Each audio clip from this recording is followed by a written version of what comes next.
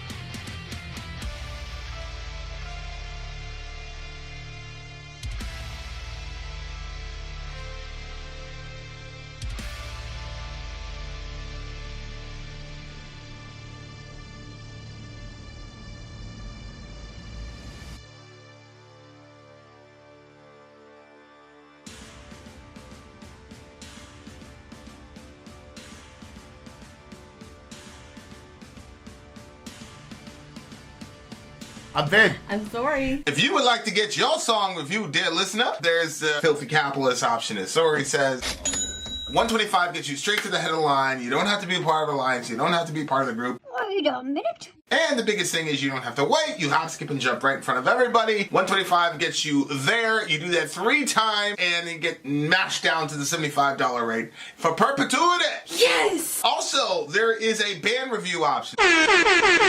So if you've got a band and you're trying to get your band some exposure, hit me up at itsorry@gmail.com, and I'll show you the details about how to pull that off. You can also jump on Patreon, and there is a option on the tiers to be able to get your band reviewed. Obviously, we can't lie to you, so we can't guarantee a positive review.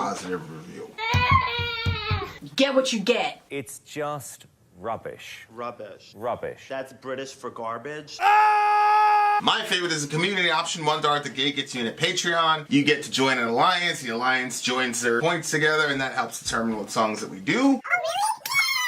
The alliances hang out on Discord. Message me on Patreon to get the link. And they do all kinds of other cool things. They do Minecraft, Dungeons and Dragons. Yeah. It's really a community within the community. Anybody can go in the village, facebook.com/Vin and Sorry. There's 160,000+ people on the channel. What's cool about the Discord is that it offers a real opportunity for community connection, friendship, that type of thing. And it's on Discord, so if you're not a Facebook person, it's for you. You start off at $1. Right. Plus you get exclusives. Sorry and I are working on a song. So the first 15 seconds of that was on Patreon. Also, at $15 tier and above, when we actually debut the video, they're going to be there live with us. There you are, dear listener. Buy our merch.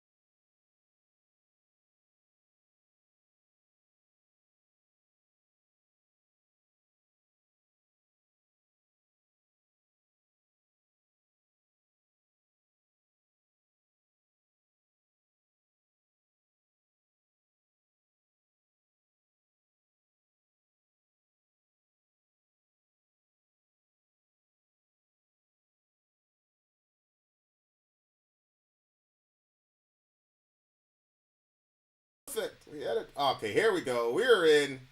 Now we're in. Good. Good old Ian. Okay, guys, here we are. Ian goes, is it just me or just is there no sound? No, it wasn't. It wasn't just you. It was our incompetence as usual. Apologies. Yeah, and I feel like there's not really much I could do at this point. Like I guess I'll have to say it, but all my mojo's gone. I know. Yep. We have a baby formula company. If you have a baby that needs formula, check us out at Amazon.com. Fuji Bear. Yeah. Well- that was corny. Basically, what we told you guys is that the formula standards have not been updated in America since 1980. 1980. Yeah. Before we were born. that formula in the corner, you may recognize the baby. That's our business that we have now launched, and it is up on Amazon. Amazon.com, dear listener. Amazon.com. Fuji Bear Baby Formula. Ingredients made in Europe, actually. Because American standards are absolute shite. As well as the fact that the formula crisis really didn't need to be. We might shoot a Middle America episode about the formula crisis, it's but when gonna we be were pretty doing crazy. product research to sell this thing, The stuff we came across. the stuff we came Things across, we've seen. the things we've seen. All right, guys, here we go. The time has arrived. This is the Core Alliance. The Core Alliance. Yeah. And we have some bangers in here for you. Remember, if you guys can, if you want, at least $1 gets you in. We've got a bunch of Alliance leaders who will show you the way. Eggs are almost $30 in Arizona. Misery Biz. Okay, so we have a ginormous family. So we buy it's 5 dozen eggs, right? 5 dozen eggs, yeah. 5 dozen from eggs. And we Walmart. used to pay what? That used to be $7.28. It's now up to $24.30. Is Yep. that what it was? Yep, for eggs. For eggs.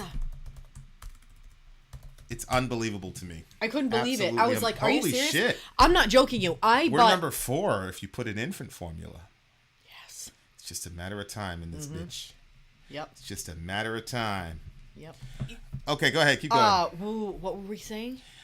You were talking. Oh, the eggs thing? Oh, yeah. I bought eggs, a big package of diapers, and wipes. And just that was almost $75. I couldn't believe it. I'm like, this is madness. All right, guys, here we go. We got song number one. Song number one. Now, if you want to join an alliance is $1. $1 gets you in for the alliance. By the way, Jay or anybody else in the core, is there an actual screen? Is there a little screen cap thingamajiggy? Or are you guys just gonna see? You guys just gonna see little Fuji Bear on the side there. So until you guys get us a good thing, there's Fuji Bear right there. We'll just do a Fuji Bear thingamajiggy. Okay. I thought that AI thing was for this. No, the AI thing was specifically for me. Oh, I see. Okay. Okay. All right, guys, here we go. Song number 1. River is here. Okay, River's here. Thank you very much. Happy New Year to you as well, Ian. Yeah. Happy New Year to you as well. All right. All right, guys. Song numero uno is Don Henley. Oh, that's true. We should have worn the core shirts. We should have. Next time we will wear our core shirts. Gang, gang. I think like we're honorary members of the core. I think they let us in there. I think. I'm not sure. We'll see. There was one of them that let us in. Okay. So were we just going with the first 4 here? Is that what's happening? Yeah. I got the list from Jay. I asked him which ones were priority. Okay, what's first? I'm pretty sure it's the one I just mentioned. Kill Rob Bailey, Heartbeat?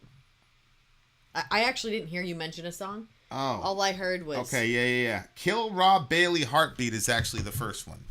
Okay. All right. Kill Rob Bailey, Heartbeat is first. This is part of an alliance. As you guys know, we are run pretty much by the alliances and you wonderful people. Emily Lee in the house. Hey! Emily, I was just telling Ian about the latest Bible bookie topic that has been spinning around. I think Soraya is actually going to jump in too. Yep. This is. When is it? I'll be interested to see like this version of you in the Bible boogies now. You know what I'm saying? It'd be. I bet you it's going to be a lot. Yeah. People haven't been able to see what I've been able to see. Why did you download Cradle of Filth 4 times? I didn't do any of the downloading. Oh, that was Zoe that did that. Talk to the people. She was trying. Okay. What's the matter? We don't have it? Let me pull up the things here. Yeah, Kill Rob is not on this one. Oh, River, they're not as bad in Cleveland? I wonder why. They're terrible here. I can't even What's not as believe bad it. in Cleveland? The prices aren't so bad over there. Really? Yeah. Huh. In England? wonder why that would be.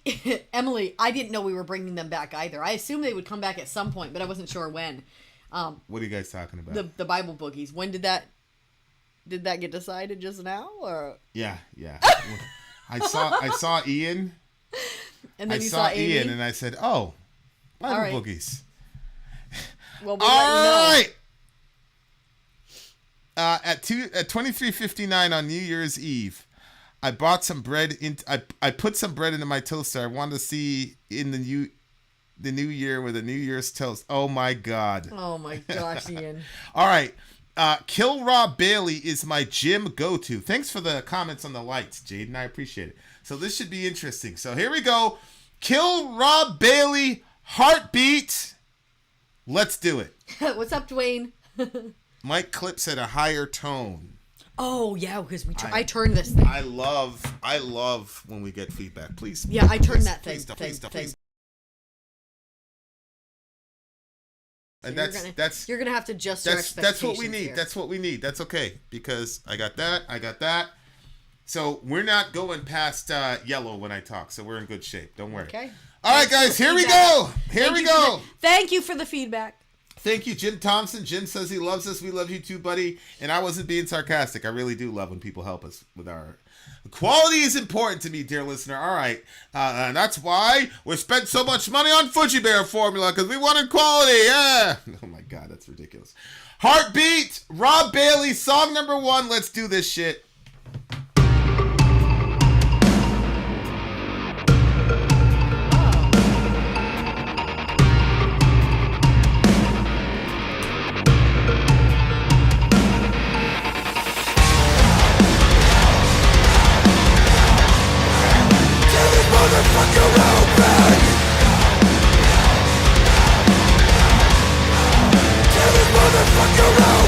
Focused and driven by purpose. Sacrifice long nights, all fucking worth it. I've been here for years, I'm not fucking nervous. It's not the first time I saw blood hit the surface. Wow. Stop, take a deep breath. This is the first step. I can feel my heart beat. I can feel the build inside me. Dare to this motherfucker out back. Dare to this motherfucker out back. I can set myself free. I have never been so ready.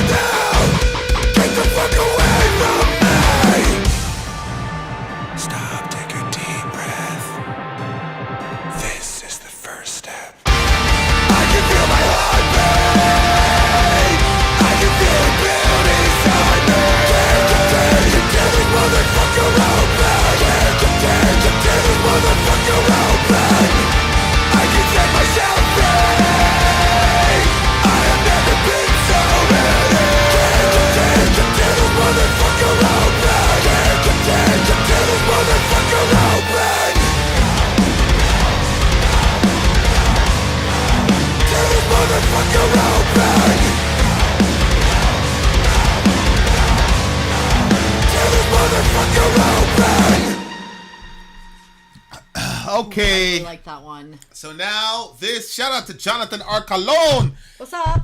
This song is now. Okay, so I got a bucket list. One of the things on my bucket list is I got to go out into the woods with Kai. The other thing on my bucket list that just happened is Perkinos. Me and Perkinos got to sit down for about 48 hours and just discuss church history. I'll just deliver you third- guys. I'll deliver you guys food. Yeah, you'll just deliver us Cookies. food. Just deliver us food. Meals. Yeah, if you can find a girl that looks like 20% like you, we give her the perk. We don't need to like ask her, you know. Just trying to get We have the perfect person for you. Come Trying with to get us. myself in trouble. He would be the perfect person though. If you want a man from Jannah, as the prophet used to say, that is Perkinos. Okay. Okay, so what's the third thing? The bucket list. The What'd you third ask to? thing on the bucket list is me and Misery Head at the gym with this shit in our in our heads on the fucking running and hitting the weights. Maybe we could roll a little bit, some jujitsu. Okay. Maybe go out to the range. You know what I'm saying? There's This like is turning into an event. all type of shit. Yeah. It's a little play date. Yep. No homo. Shout out to Misery Head. But now that I've heard this song, Oh because my gosh, he was this like, song is "Yo, awesome. this guy's on repeat in my gym," Oh, really? and I was like, "Oh, okay, it's gonna be some heavy shit." But this shit is moto as fuck though. Yeah. Like, it's very, very motivating. Yep. Very motivating. Yeah. You know, like this is another thing. Like everybody knows, like I get into these curiosity kicks. I'm really looking into the whole Manosphere phenomenon, and it's interesting, like the criticisms of the Manosphere phenomenon. So, for example, it's called grind culture, where it's like, you gotta work, grind. You gotta work when everybody's sleeping. You gotta wake up at 4 o'clock. You gotta wake up at 4 o'clock and take a cold shower. You know, like David Goggins, Joe Rogan, those kinds of people. And I always looked at that as, that's how it goes. And I was kind of naive to it because now I'm seeing so many people criticize that mentality, and they're criticizing the grind lifestyle, and they're saying that, you know, it's inhumane and most people can't, basically that it's pathological. Like if you work that much, like you have a mental disorder, you know, and some people like compare it to like celebrating the supermodel, but in reality she's anorexic. Disorder and Yep.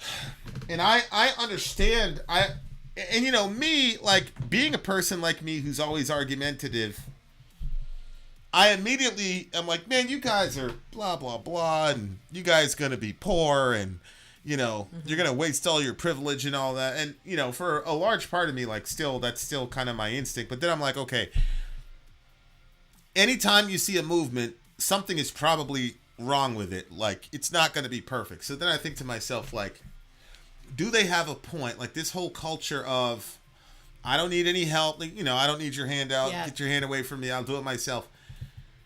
This sort of radical, almost uniquely American individualism. How about a man from Arizona? Not a man from Jannah. Okay, so Yeah, Ian, for sure. We'll talk. No, but it's like I'm listening to what they're saying. I do think that workaholism is an ism. But you know, like if a person's an alcoholic, there are some real immediate consequences to being an alcoholic. And there are, in my view, almost no long-term benefits to alcoholism. Same thing with anorexia. yeah. But like having a grind mentality, I definitely do see that people can fall off on the wrong side of that, but there are long-term benefits. So to like make a correlation between like anorexia, alcoholism, and workaholism, I think is not helpful, because the workaholic is going to say, yeah, but you destroyed your life. You've got like a divorce and whatever, and you killed provided these for my people in a family. car accident. You killed these people in an accident. You know, what do you mean? Like, I'm providing for my family. My kids never have to want for anything. Blah blah blah. You know, the typical. So I listen to a song like this, and I'm like, it's so motivating, and there's something in the spirit of every man, and I do think women as well, but like that somebody kind of clicks that button and like gets you to like max out on that energy and that desire for conquering shit. And like songs like this like tap into that. He sounded a little bit like Lemmy from I forgot the name, Motorhead. That like grimy, grungy voice. Like it reminded me of that. So my point is, it was an extremely motivating song for sure. And it really like, it's a song that our culture needs, because I mean, it's, you know, there's a lot of that shit going on, and there's a lot of low standards for people, and I do think people need to learn how to grind and push themselves and not necessarily take help from others. Now, obviously, there's a sense in which it's a good thing to get help from others at times, but there's a sense in which you can become too dependent on the help of others. And all things being equal, barring a disability, obviously, like as a man, you should contribute. You should look at your society and be like, okay, how do I contribute? You know what I'm saying? Like, how is the place better because I'm around? Or who would miss you if you were not there at work? And I'm not saying like who would miss you as in like you're a great guy, but like who would miss what you bring to the table? You know what I'm saying? Like those are important questions. And like, has the Manosphere like went overboard? Probably. When you say Manosphere, Kevin Samuels, okay, Gary Vaynerchuk. Yeah. You know, like there's different like brackets to the Manosphere. Some of the brackets are relationship, you know, that Kevin Samuels type guy. I think Andrew Tate got big because he combined the financial work thing with the relationship thing. Okay.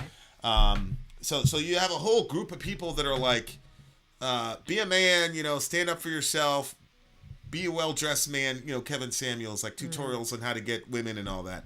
Then there's this other thing about like, and it's always like, be an entrepreneur, financial independence, you don't want to keep working for the man, blah, blah, blah.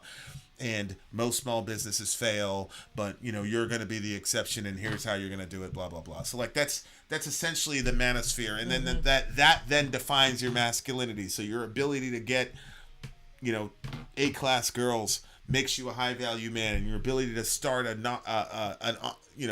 your own business, that makes you a high value man. So obviously those are two very extreme goals to attain. Like, I'm going to get the prettiest girl in the room and I'm going to be a millionaire. Well, I'm sorry, like that's 0.03% of people that's even going to get there. Yeah. So that's my issue is that like there's a balance between, you know, we talked about this, you know, with Tom Brady and, you know, Skip and things like that. Like there's a balance between being like extremely dedicated to what you're doing and having a plan and then doing what you need to do to execute that plan, while at the same time not making that the locus of your value, which is, I think, the real problem. The real problem I see with the Manosphere is that your value and identity gets located in your accomplishments. I'm here to help. And I think that's a problem. It's interesting because you looked at this song and you're looking at it from the like working side of it, like accomplishments in life. And I looked at this as like, so when it says go, go, go, tear this motherfucker open, focused and driven by purpose, sacrifice, long nights, all fucking worth it. You're looking at it as it's like you're the job. And for me, I was looking at it as, and obviously, you know, this is probably because of where I am at in my life. But when he's talking, like this entire song to me was about that decision of getting out of like bad mental habits and making bad decisions for yourself and coming to the point, because it says, I can feel my heartbeat. I can feel it build inside of me. Tear this motherfucker open. I can set myself free. I've been so ready. Tear this motherfucker open. So to me, it was like getting to that point where you're like so sick of your problems that you've been suffering under for years, and it's like getting to that point where you're like, you know what, I focused and driven by passion, battles are won by clear fucking action. And like recognizing that if you just sit on the couch and you try to work through your problems, it's not enough.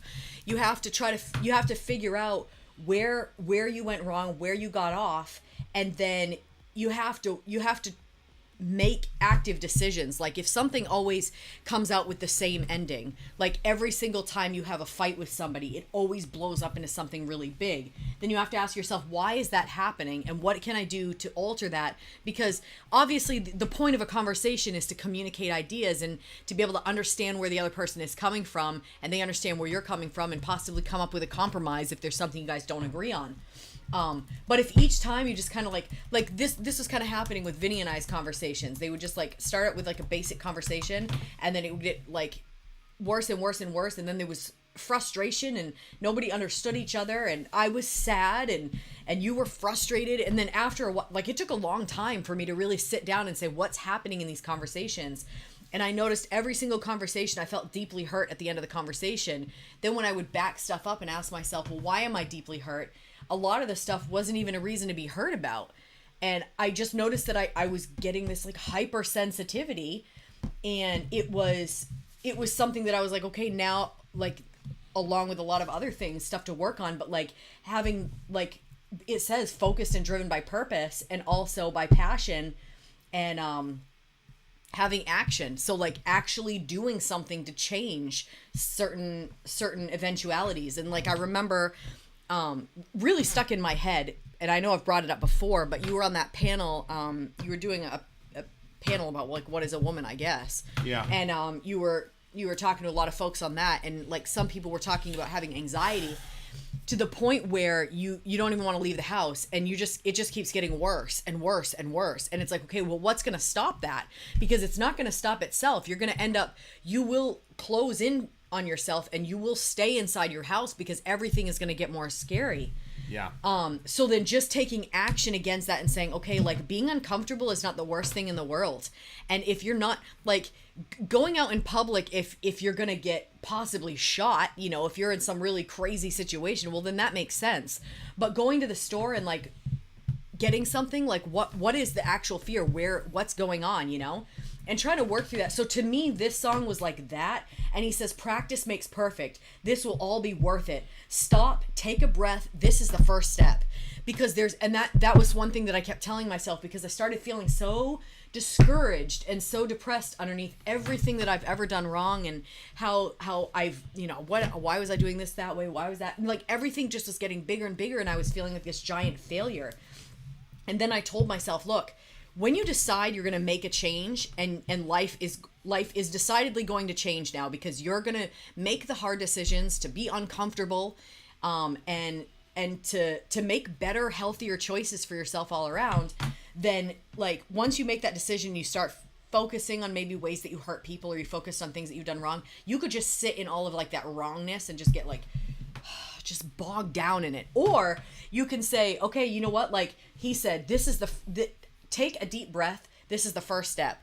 And so if today you say, all right, today I'm making the change, like this is literally the farthest away from success you've ever been, if today's the day you change. Because tomorrow you're a little bit closer, and the day after you're a little bit closer. And every day it's about just making one or two better decisions today than you did yesterday, or than you did before when you were presented with this problem or with this scenario.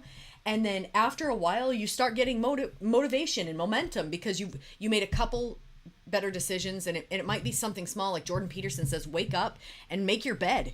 Like start out with something that you've accomplished in the morning. So he says make your bed, and you know, once that becomes a regular, like organize your desk, or organize the area where you get ready in the morning so it looks clean, like all the cords and everything's a mess everywhere. Like situate yourself so you're a little bit better, and then you can look at that and you can say, I accomplished that. I made my bed. It was really interesting watching Anna.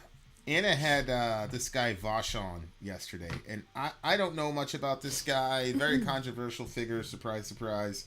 But they were talking about, because Vosh had put something about how the political left, has essentially abandoned men. Mm-hmm. And so he's like, you know, in what way? The left is abandoned. Well, you know what that Pearl talks about, like X amount of them are virgins, haven't been married, mm-hmm. only 20% of the guys are having all the kids, mm-hmm. you know, that type of thing. And the current left-wing position has been, you loser, you incel, blah, blah, blah. And they're not looking underneath so the only people talking are those disaffected guys are right wingers, right? And so that Jordan Peterson and all the rest of it, although, they put Jordan Peterson in the Manosphere, and he's something completely separate. He really is. In my view. I agree. But because people are so simplistic, they just, well, that's everybody, the tribe. it's That's the easier. tribe they're It's in. easier if you could put somebody into a box and categorize them. But when somebody doesn't really fit into it, it's a little bit more, Yeah, but and I'm extremely traditional. I believe there are gender roles. I believe that men are protectors and women are nurturers. I don't think it's appropriate for a woman to go downstairs when the thing goes bump in the night at 3 a.m. Like, everybody knows that about me. But at the same time, there is a lot of pain in men right now in the country, and people can feel how they want to feel about it. But it was very interesting watching Anna and Vosh have this conversation, because Anna has spent years like mocking incels and all the rest of it, and I really respected her for saying, maybe we need to rethink this, because there is no. It's very fascinating for the group that coined the term safe space and all the rest of it. There's no safe place for men to be men. You know what I'm saying? That's true, yeah. Will Smith. Oh, I see what you're saying. Will Holy Smith shit, is wow, almost okay. like the pinnacle of the type of dude that these people want you to be. Sensitive, forgiving, allows himself to get disrespected, won't ever stand up for himself, only stands up for the woman. Like, Will Smith is the epitome, but he doesn't get respected. Right. It's not like the left is like, oh, don't worry, Will, we got you, blah, blah, blah. He was getting blasted from both sides. So the only people talking to these dudes are people on the right that are saying, you want to be like Will Smith? You want to be mocked? No, hell no. You got to man up, blah, blah, blah, blah, blah. And like, I get it. I understand it. And, in my view, it's kind of like, it's that proverb of, the child abandoned by the village will burn it down until he gets attention. And so it's like, you can make fun of these dudes all you want, and you can make fun of, Andrew Tate and say he's horrible and all the rest of it. But if you don't go to the root as to why these guys have so much appeal, don't worry about it. You'll find out in the mall. Yeah. Best case scenario is you'll find out in the voting booth. Worst case scenario is you'll find out in the mall that these people are in a lot of pain. Yeah. So. Wow. So that there's a lot of things like going on like in the song to me. Like there was a lot of things where it was like, yo, I love that mentality. Like that mentality is native to like who I am as a person and the type of dudes I associate with. But then I'm like, yo, there are some men who need to have that. You need to be an entrepreneur mindset. Like there's some dudes who have that ability and just need that push. Like I had a dude from this channel like who bet on himself, did his own things. I didn't just like, oh, I'm gonna quit this 6-figure job and then we're gonna start this formula company and then we're gonna be number 2 ranked on Amazon. Man, I didn't. You know what I'm saying? Like I was just like, yo. So like when I had those people around me, I had the capability, I had the experience, I had the natural gifting to get to where we needed to get to. There's other people that message is so discouraging because they can't even make their bed. Yeah. So it's like, okay, cool. Now you got this Jordan Peterson guy. Yeah. He'll tell you to make your bed. Mm-hmm. And that dude has stopped so many mass shootings. Yep. Oh, I by believe himself. I totally believe it. Yep. All these people criticizing this dude, like, I understand people have their political whatever, but there's a lot of hurting dude. I'm a dude. DJ's a dude. Misery's a dude. Like, I'm telling you, like, there's a lot of hurt men out there, and when dudes are hurt and there's no recourse for them, they're going to lash out. People are going to die. I mean, that's just, I'm sorry, but if you read these manifestos of the last couple shooters, and people are like, oh, you shouldn't read them, give them a platform. No, you need to hear what these people are saying. You need to know why they're hurt. You need to know what's going on, You need to know, and even if you feel nothing for them, which is fine, like, I know, because we're supposed to hate them because they killed a bunch of people. Like, get the understanding to help at least prevent understand it for the so future. we can present the next one. So I really like this song. It's motivational as hell. It's something that I loved it. It's something that I love. Like, I love that kind of motivation, that sort of like get up and all that. And like over the years though, and like some people in this channel, I remember it said something one time about manhood, and then Peter hit me up and he's like, "Hey, by the way, you said XYZ, and XYZ person's in this situation, so figure that out." And I was like, "Fuck, bro." Oh wow. Like, yeah, there's a lot of nuance to stuff. There really, really is. You can really destroy people. We were at the gym today, and I was like looking around at everybody that was there, and like you have some people that they're struggling with their very small weights. You have other people that will struggle with weights way too big for them. For what? What's your goal? Like, you have to know that you lifted a big amount of weights, or is it just about pushing your own personal goals? And like, there's one person that I've seen the person get injured, you know, multiple times. Like, stuff has not gone well for them because they're always trying to push too much further than where they should be. And why do we do that? You talking about me? No, of course not. No. You could. I mean, No. I'm always injured at that. Yeah, at that place. but this is different. Like, I don't think that you're trying to get the number for somebody else. You're trying to push your own personal goals. And so, you know what I mean? Like, you're not looking at the guy beside you and be like, "Oh, he did that, so I have to lift more." You're just trying to beat your own, and sometimes you do overdo yourself. But anyway, so like, why are people making? But just basically what I'm saying is And I have everybody no has problem to with that have. because it's true. Like, I fuck up my shoulder all the time. I'm always, you know. Yeah, and you got to ask yourself why won't you listen to your own body if your body is saying, like I was doing those lifts and I'm like, I could start feeling it was getting a little sideways. I'm like, yeah. You want to keep Well, I pushing mean, it? Listen to your body. I know why. I mean, I came out of a culture where it was like, you'll die before you quit. Like, that's the culture. That's what gets celebrated. So Yeah. getting injured while you're working out is like, it's the other thing But I too think is you were like like that even before that though. I was Probably a all little your bit, but life. like a lot of it too is like if I was running, like I did a bunch of running that time because I needed to apply. Yeah. I was getting winded too quickly, and I needed to be able to run for 7 minutes straight, full bore, just based on the profile of whatever. And I was nowhere close to that. So like the other part of it was like working out was always like it had a telos. There was a very specific reason. Yeah. That's why I was never a big weight guy. I was never a big, because I'm not carrying around a 50 for two. Like that's not, you know what I'm saying? Like it was a lot of this and a lot of like being able to get, you know what I'm saying? So like, so I know why I was like that, but like the real question is, well, then how come you didn't adjust? Because you've been out of that situation for literally years. Right. Yeah. And nobody's going to call you. Like, I'm not going to be around the table and fucking get a phone call and fucking be in the air. Like, then that's not going to happen. So why, to your point, like, why are you still doing that? Like, it's like, oh, I left that behind. It's like, yeah, but certain mentalities haven't been left behind.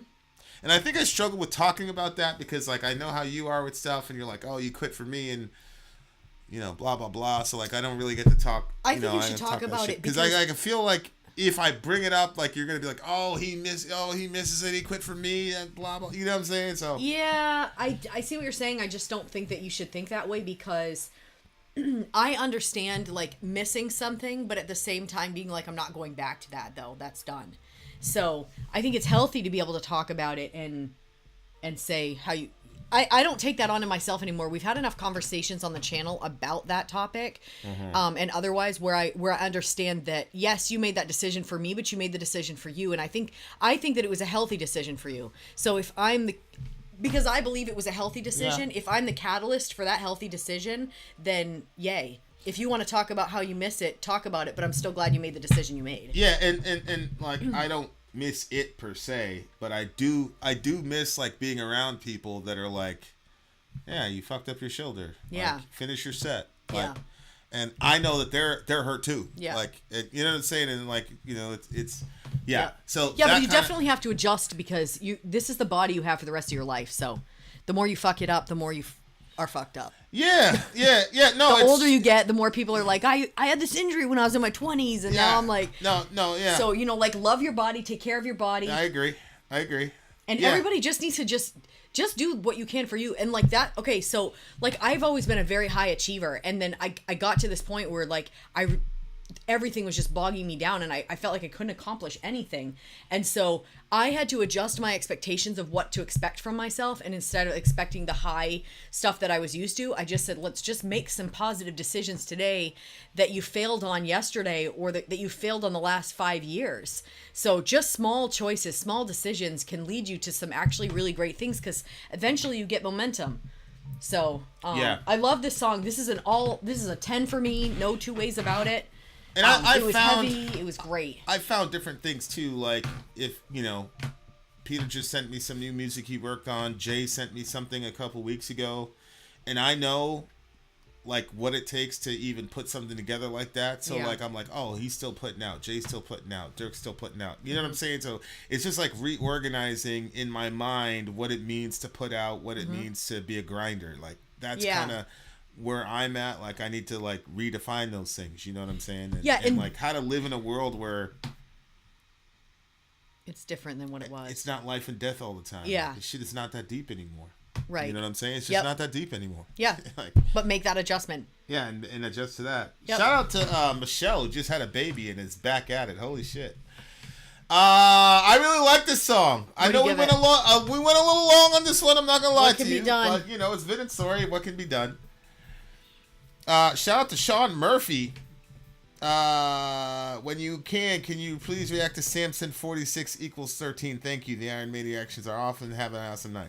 Thanks, Sean. Thank you. Thought we did Much that love one, to no? you, big homie. Shout out to the big homie, Sean. The most high, maybe like Samson. Strong back, handsome. Keep a trigger finger ready on that handgun. Keep the red beam steady on that Klansman. Who about to get a murder charge? I'm on that man one. Death before the dishonor. You know about that? You don't know about that? All right, what do you give the song? I gave it a 10. I give it a 10. Rock and roll never dies, bitches. Vin and Sori, we're coming right back at you. Vin out. Sori out. Gone. Hey, can you make the, like, it's looking really, like, look how red my face looks. It's not really red like that. Can you make that adjustment?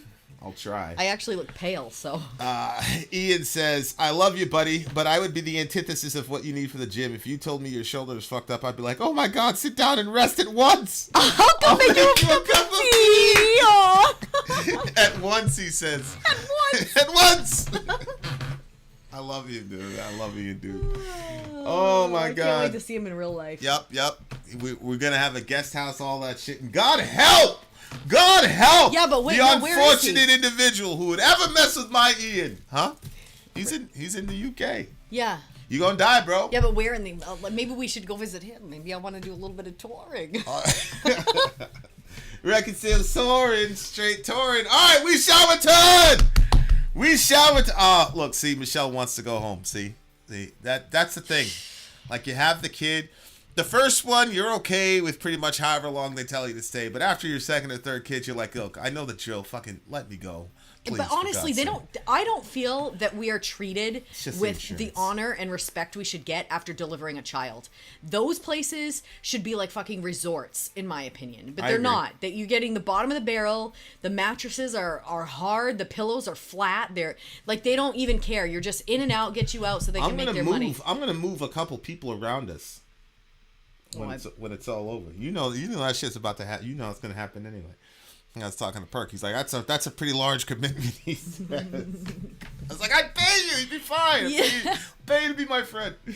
There's nobody in Florida. He's done it before. I've done it before. Yeah, that turned out really well for me too. Oh no! Actually, it did kind of really. Well, yeah. You know, when you back up and you look really big, it did work out for you. If you take the 10,000-foot view, I guess I could say it'd be really dumb for me to complain. It worked out for your benefit. It worked out in my favor. Yeah, I mean, X amount of dollars. Look at what you got. Yeah. You know, hey, what can you do? Buy Fuji Bear Infant Formula. We'll see you guys on the other side of the break. Been out. Sorry, out. Go. We gotta make a new commercial. Let's go. Yeah.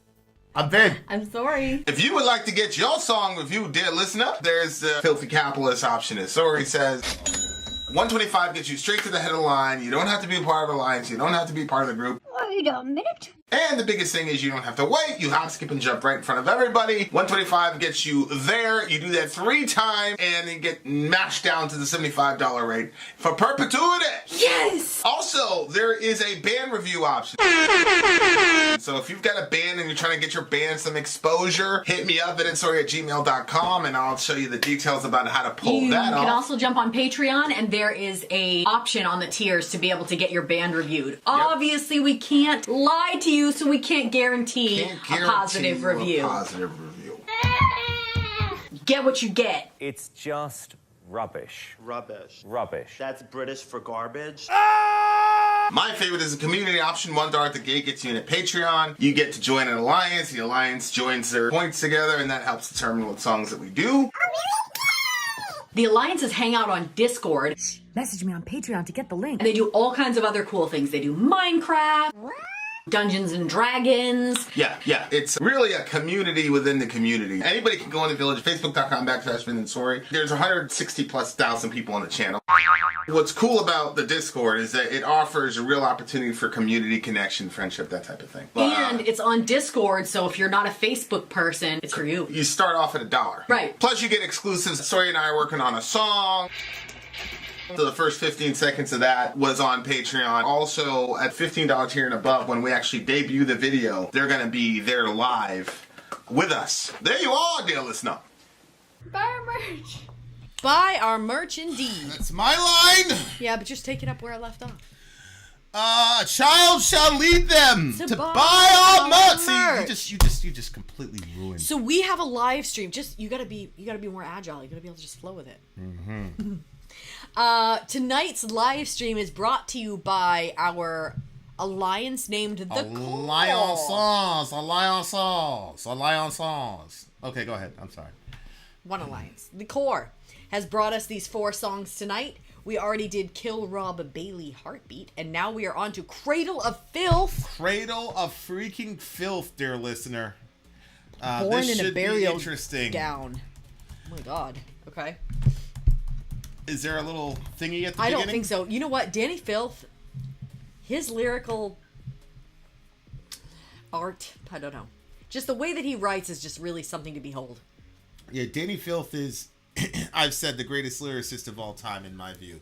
This is for the Core. By the way, guys, if you see this little thing right here, that is the latest baby formula on the market. It's called Fuji Bear. It's ours, as you can see the little baby there. We constructed this in Germany because American standards are trash relative to formula. They haven't been updated since 1980. Since 1980. Our kids had issues with holding down regular American baby formula, so we've always had to get soy or this other thing called Nutramigen. So a lot of this was really birthed out of. But none of them were that amazing. Like when we were able to try the samples for this. Expensive as hell. Yeah. They were very expensive, but our kids couldn't keep it down. So Reza was able to keep down the formula, and so now we're like, you know what? I think there's other people that could have it too. Yeah, so we got it, and our newest one, Seneca, has had a bit of it as well. It's ranking pretty highly in Amazon. So if you know anybody, you need anybody, come check us out. Send me an email, vinandstory@gmail.com, and I will get you a little discount coupon code. And everybody that has tried it, like all the babies are drinking it right up without like avoiding it at first. Like once they start feeding it and they taste it, it's not like they have an aversion to the taste. They just suck it right down. Speaking of which, Born in a Burial Ground from Born in a Burial Gown from Cradle of Filth. I am Vin, she is Sori, and we're gonna go right now. Let's go. Let's go.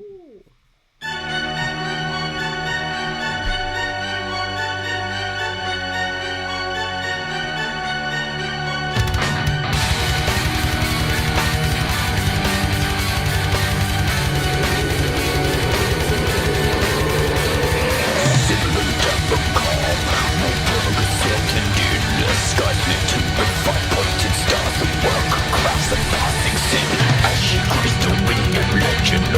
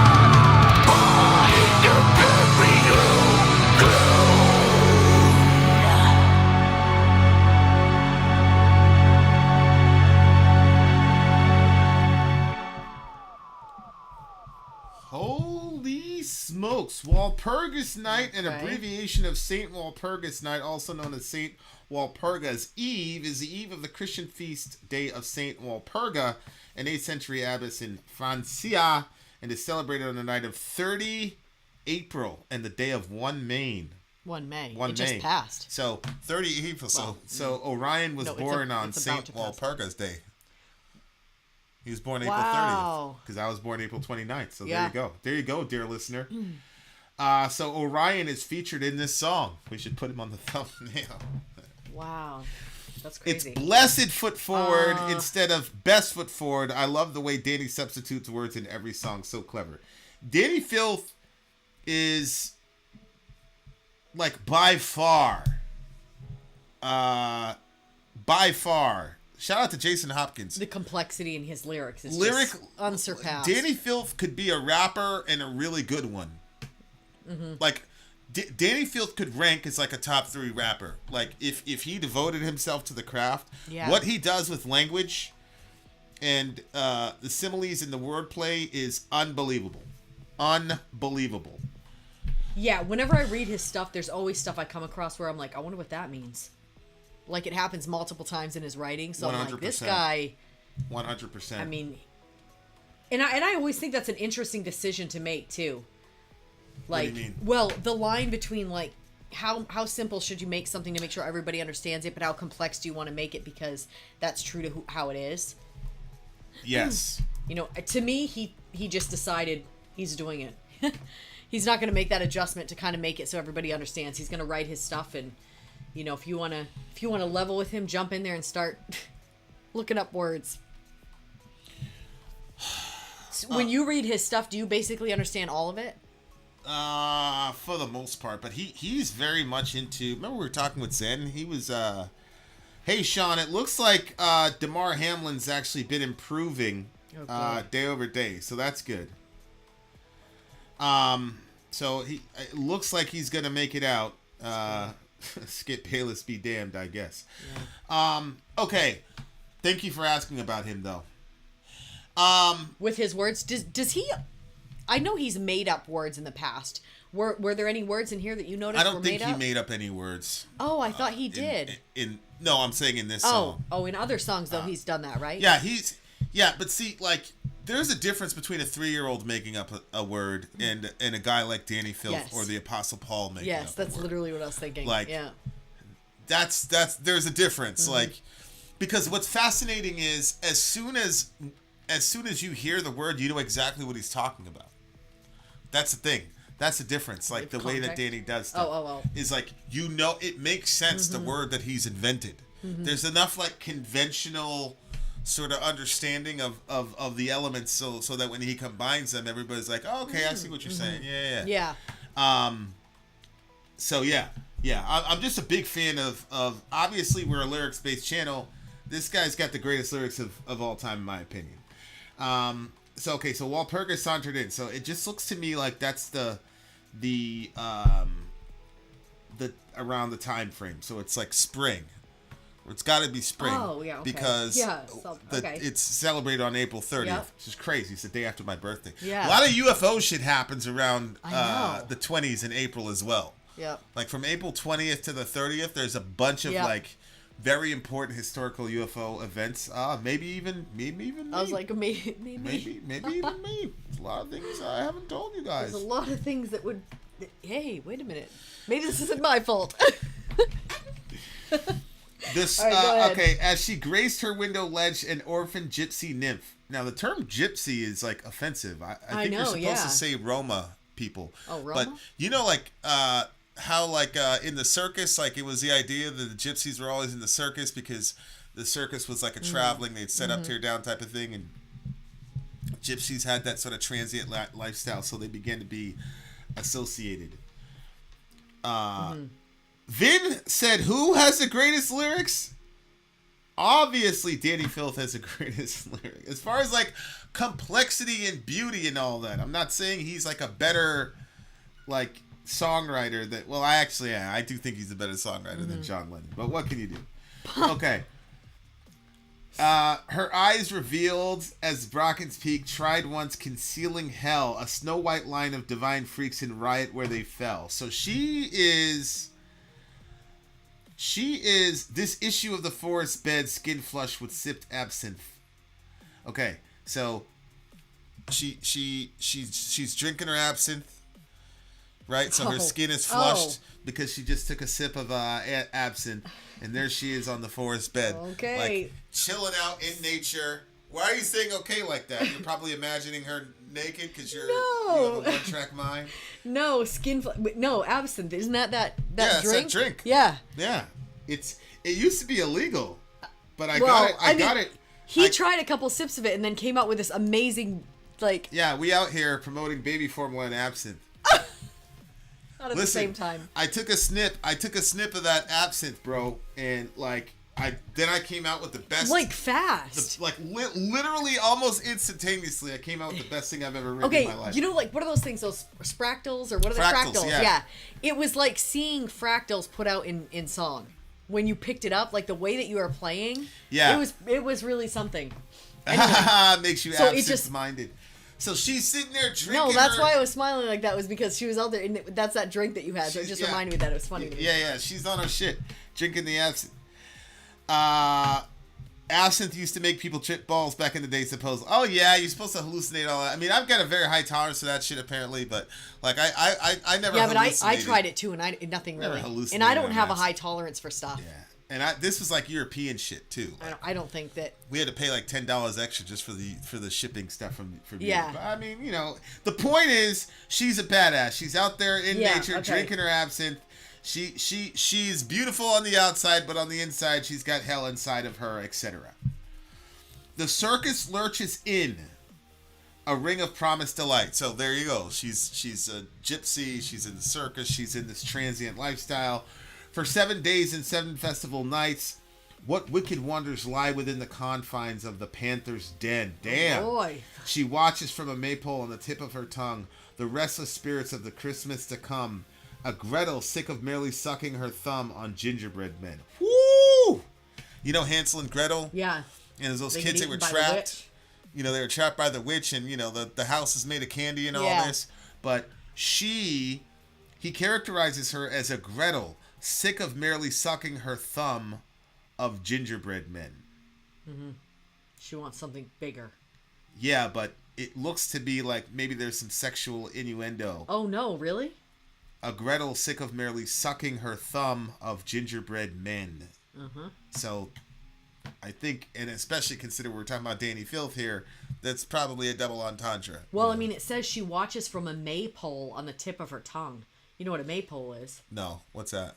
Well, it's just a pole, but there's a bunch of these strings that come out of it, and everybody grabs a ribbons, and then they twist it in circles, but they're going out all over the place. So if you picture a maypole on the top of somebody's tongue, I don't know what they're reaching to, but right. it's a dance. You know what I mean? Yeah, the next thing you're talking about, you know. And the next thing, right? So it could be. I'm certain there was a lot of trafficking that happened in the circus, because these are all transient people.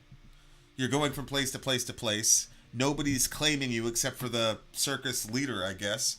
So I could imagine if you were an attractive woman in the circus, there was a lot of trafficking happening. Wow. Yeah.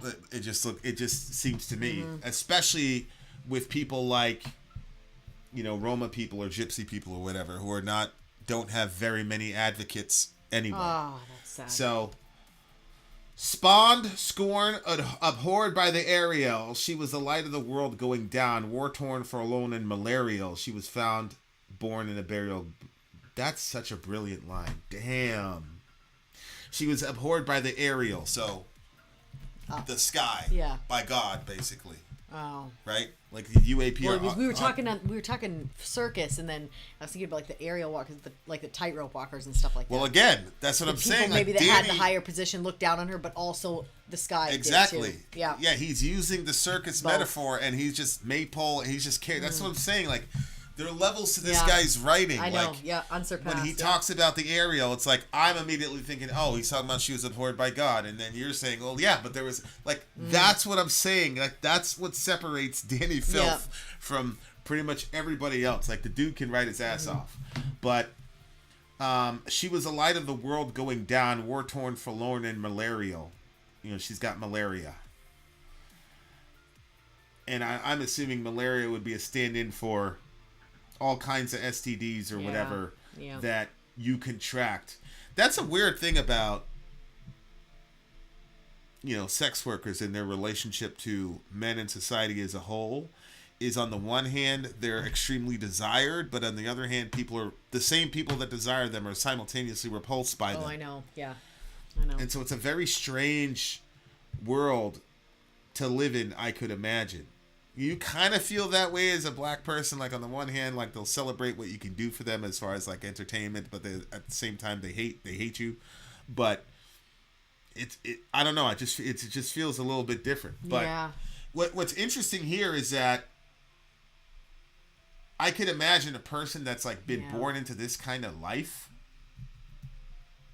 would feel like God is that God abhors them. It's like you're already at the bottom of the totem pole in society. Then on top of that, you're a woman, but you're a woman and there's nobody's protecting you, and you're going from town to town in this circus, and you're probably doing some shit on the side for the whatever. So I can imagine her feeling like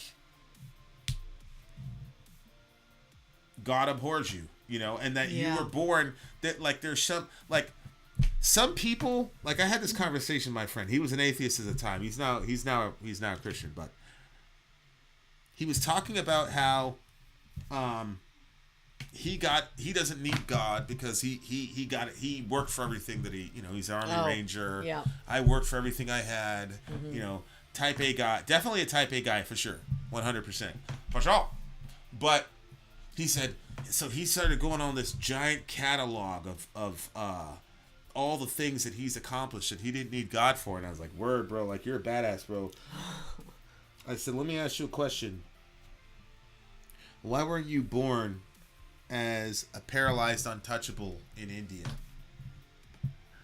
Like, who controlled that? Man.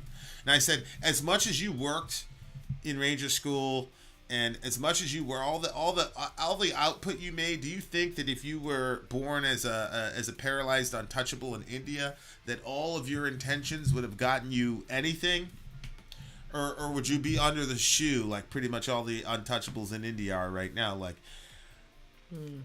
he said, okay, yeah, I see that point. And I'm like, okay, so if God is real, he puts you in America with an able body, with parents in the background in the military. There's so many things that you were born with.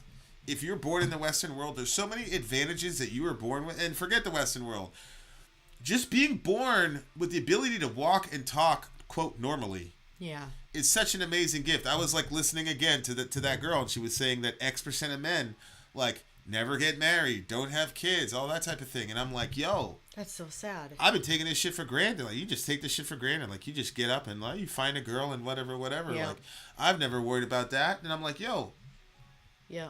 So when you have a person that's born in this kind of circumstance, where all of society is against them, it takes a damn near miracle to just live a normal life. Yeah. Much less what we would consider a successful life. Yeah. So that line really struck me, where it said, you know, spawned, scorned, abhorred by the aerial. She was a light of the world going down, war-torn, forlorn, and malarial. And I just think that, like, that's what happens. Like, a girl's value, and her value, like, this is one of the problems I have with the Manosphere, because they were talking about, like, she was saying that a girl's value decreases with everybody that she sleeps with. And of course, what she was saying a girl's value decreases to men. Yeah. Because the more bodies you have, the less valuable you are to men. That's just an objective fact. That's how dudes operate. So, like, I'm looking at that and I'm like, damn. So what about this girl? Like, if you figure she's born as a gypsy, born in this horrible situation, getting passed around, blah, blah, blah, city to city, yada, yada, yada, nobody takes care of her. But after a while, she's been violated so many times that now it's like, you know, she becomes an untouchable. She becomes like this, so there's a sense in which she is desired in the conjugal sense, which is why she's in a gown per se. but she was born in a burial ground in the sense that she never had a chance. Nope. The Exactly. the social circumstances, which this girl came up in, made it so that her fate was pretty much sealed from the moment she was born. Hence the term "born in a burial gown." Yeah. Like, what hope does this girl have? And that's happened. Like, I remember Rachel. I think that's why they said found, born in a burial ground. Right. So it was like, okay, all of a sudden at some point they were like, hey, it's been like this all her life. She was found born in a burial ground. It wasn't, they're not necessarily saying she was like that, even though she was, but like they figured it out that she was. Like, there's a certain point in her life where it's like, okay, there was nothing else that could have happened. Like, this is where she's at. You know what I mean? Like, okay, go ahead. What were you saying? No, that's exactly. Later, Emily. No, you're exactly right. Unloosed the chain of her God-given cross, seduced, now pagan ribbons swath her repose. In the carnival of souls, sold and similarly lost, too many decades misfit and mislaid, so innocent a tender legend of prey. Parades her second coming, now they're running afraid. So, she is, I think she's giving up the Christianity stuff. I think a lot of people that are born in Europe, especially around this time, like Europe is post-Christian now, but it's something. So you have a Christian backdrop. She's bouncing from Christianity, embracing paganism, which paganism to me seems a lot more feminine oriented. It seems that paganism.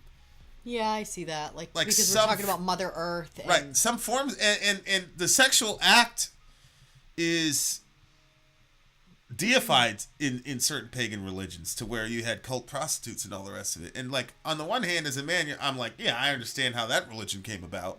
But on the other hand, it puts some weight and sacredness to the sexual acts that these prostitutes are doing versus what's happening today, which is just, hey, at least there was some sort of meta narrative around what these people were doing aside from just, hey, we're just going to use you. Oh, like, we know it's wrong, but we're going to use you. At least in that context, at least there was some sort of floweriness and sacredness and power that a woman had. I mean, around her sexuality.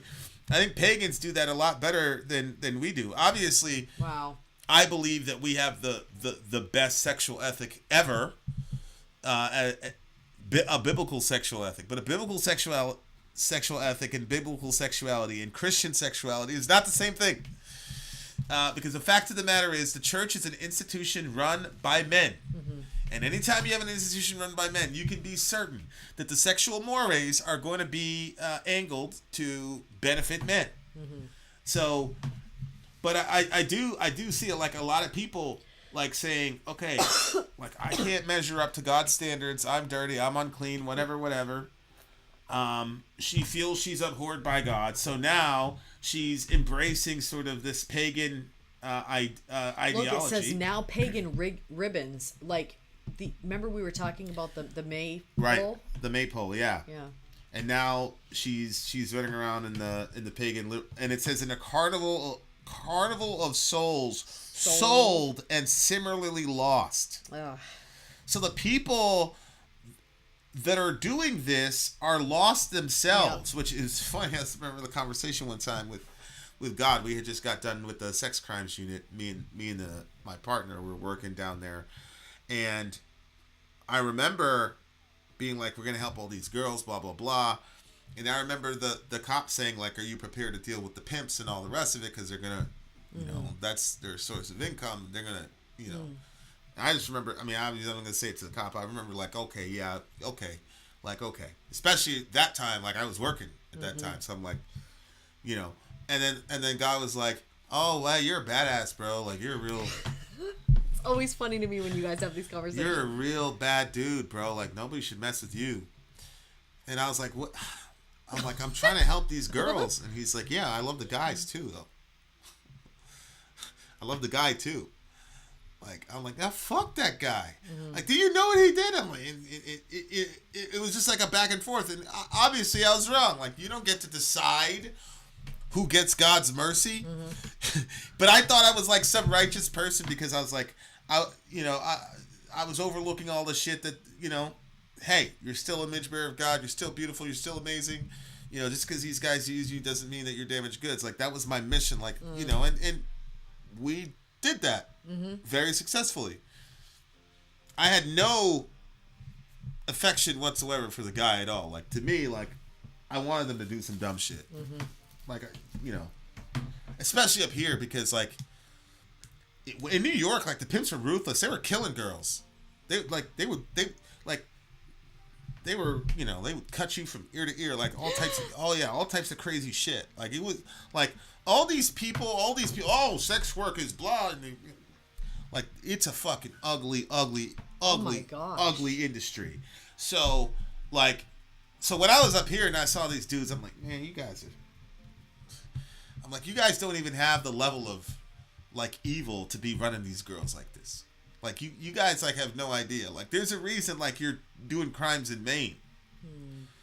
Like, you got Boston over there and New York over there. There's a reason you're in Maine. It's because you're a pussy. That's period. End of story. Or you're like Alpo and you've got actual, like, you've actually done some shit and you're in witness protection, which still makes you a pussy, in my view. But, like, like, that line is so crazy where he says to many, when he says to in a carnival of souls sold and similarly lost, like, all these people that you're judging, it doesn't matter if it's Epstein and the people on Epstein Island or Republicans, Democrats, abortion, I don't care what it is, the people that you're judging are also lost. Yeah. And the people that we can't stand are also victims of their own evil. And I just think it takes a lot of real maturity to be able to understand that about people. Yep. That they're similarly lost. They're just on a different side of the same coin of lostness. I think that that's such a powerful idea. Because it changes your goal in engaging these people. Because now it's, I'm going to save this girl from you, but I'm also going to save you from the circumstance that put that crazy fucking idea in your head in the first place. Yeah. Like, you need to be saved from that too. Yep. It's not just as simple as, and like Sean is saying, these dudes are killing prostitutes all the time in Seattle. That's what I'm saying. Like, anybody that's like, anytime that sex work comes up and I get some dude who's like, blah, they're fine with it, blah. I'm like, okay, man, you don't know what the fuck you talking about. It's a fucking brutal industry. It does something to those girls. It changes. Now she moves with the predator's gut. So you see the cycle now. She's become the predator. Yeah. Beyond the fire-lit circle of life, she soothes your cold heart for a while, then matches its beat, sinking in with a knife. Woo! This is what Ian was talking about. He says, she soothes your cold heart for a while. Right? Because she's doing the sex work stuff. Then matches its beat, sinking in with a knife. Wow. Look how he puts sinking, though. What? Sinking is SINKING. Right? Yeah. But he's got it as sync, like in sync. In sync. Yeah. Sinking in, so like your heartbeat is synchronized with the knife as it's going in. I mean, just brilliant. So mine doesn't say it like that. It doesn't spell it that way. I've just regular, but I got that from then matches its beat, sinking it with a knife. Like, that's exactly what I pictured. So then when I saw sinking over there, it was even like more clear. Yeah. Yeah. Dude is just dude is just insane. Yeah. Well, we both can't be right, Ian. We both can't be right. So I understand that they would disagree. My question would be, is all sexual activity, is that all in bounds? So as long as it's consent, we're cool with everything. And you have to be careful about what that means. Think through the implications of what that means. Okay. Yeah. And so now she's killing this dude. She wrestles her dreams with a delicate ease, espied by her cross on the wall. And should she awake through embrace or mistake, she would take Jesus' blessed foot forward and all. See right there where it says, should she awake through embrace or mistake? Mm-hmm. So I think this is a night where she's deciding she's just going to kill herself. right? And then she basically says, if I wake up, I'll take Jesus' blessed foot forward and all. Like, maybe I'll repent if I wake up from this. Oh my gosh. At last, the circus crawled away with another lover in its arms, dancing on her grave. So she didn't wake up; she died. So the world just completely consumed this girl. She said bye bye bye in sync, and then she stabbed him. No.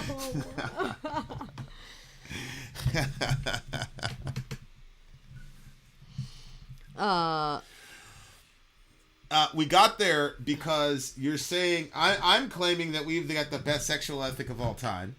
You're saying that my LGBT friends would disagree with that. So what I'm saying is, okay, so either we're both wrong, which is possible, I'm right and they're wrong, or they're right and I'm wrong, but we both can't be right at the same time. Which then expands the question, how do we get sexual ethics in the first place? Why are we putting gates around certain acts? Why are certain acts with certain people allowable and other acts with other people not allowable? And what's the framework and what's the logic behind it? So if you say there's nothing wrong with an LGBT union, okay. If you say there's nothing wrong with a mixed race union, okay. On what basis are you saying that? Like what's the ground? Because I don't believe that you think all sexual acts are in play. I don't believe that you believe all sexual acts are permissible. So the question is, what is the grid by which you determine whether or not a sexual act is permissible or not? That's the question. Now, a person might say, well, harm. Next question is, who determines what harm is? Does the pastor in Louisiana, and the gay dude in San Francisco have completely different understandings of what harm is, especially in a sexual context. So who determines, so if you're going to say that the harm none principle is what determines your sexual ethic, the next question has to be who determines what harm is? Yeah. Yeah. So like I've read interviews with this woman who found her dad at 38, and she had a sexual relationship with her dad. She said, I'm not harmed by it. I'm on birth control. It's nobody's business. Wow. I would say, well, harm is still being done. Mm-hmm.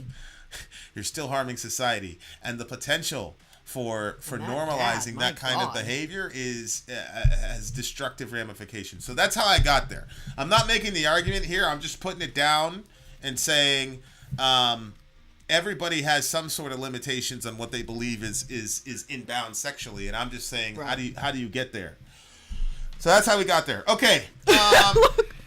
It's up to you and whoever you are. Oh. Plot twist.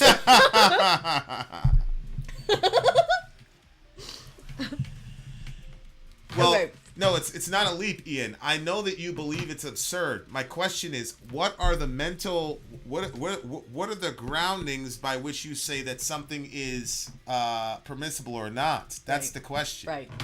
And then how do you, in your ideology, how do you then impose what you believe sexual ethics should be onto the rest of society?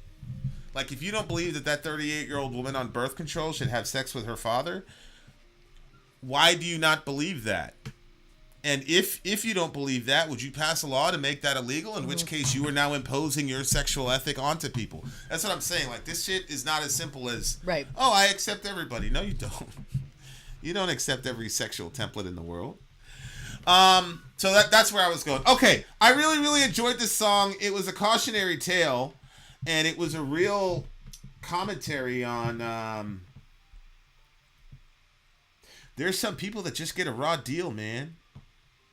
Yeah. And I remember, like, Rachel Held Evans, rest in peace to her, radiyallahu anha.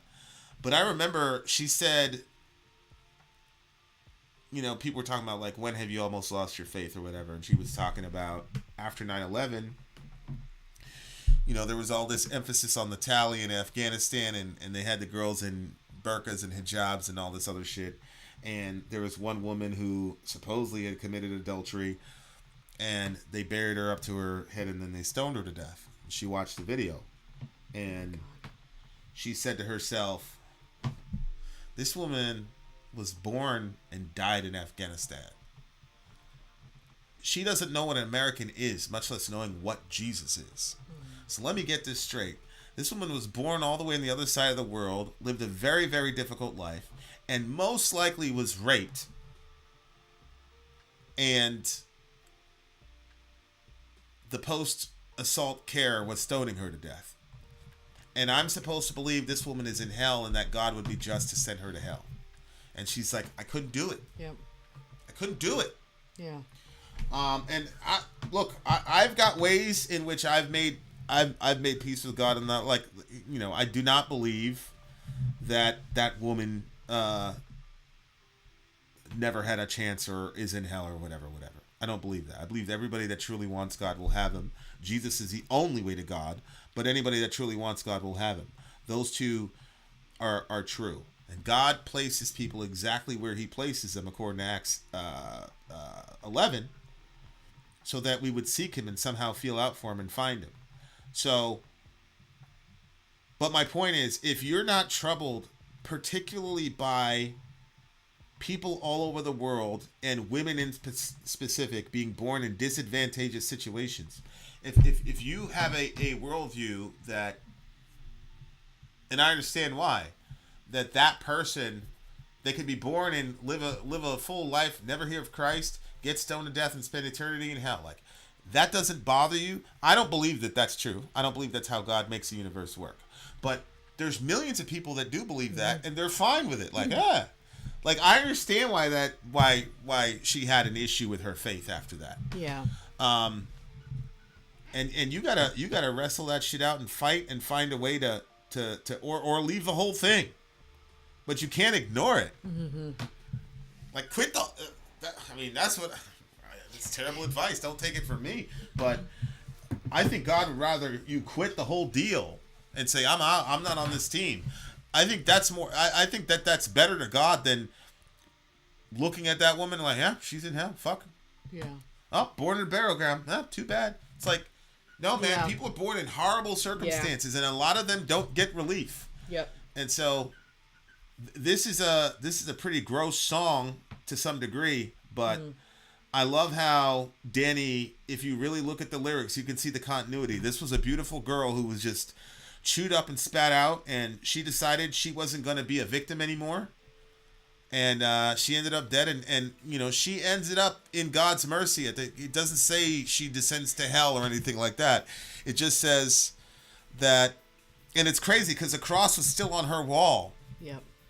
There's still a cross there. Well, I think the fact that I think her saying, "Look, if I come out of this, I'll throw in with you again," and then her dying is like, well, the fact that she was saying, "I'll throw in with you after this," to me seems like there was a connection between her and God.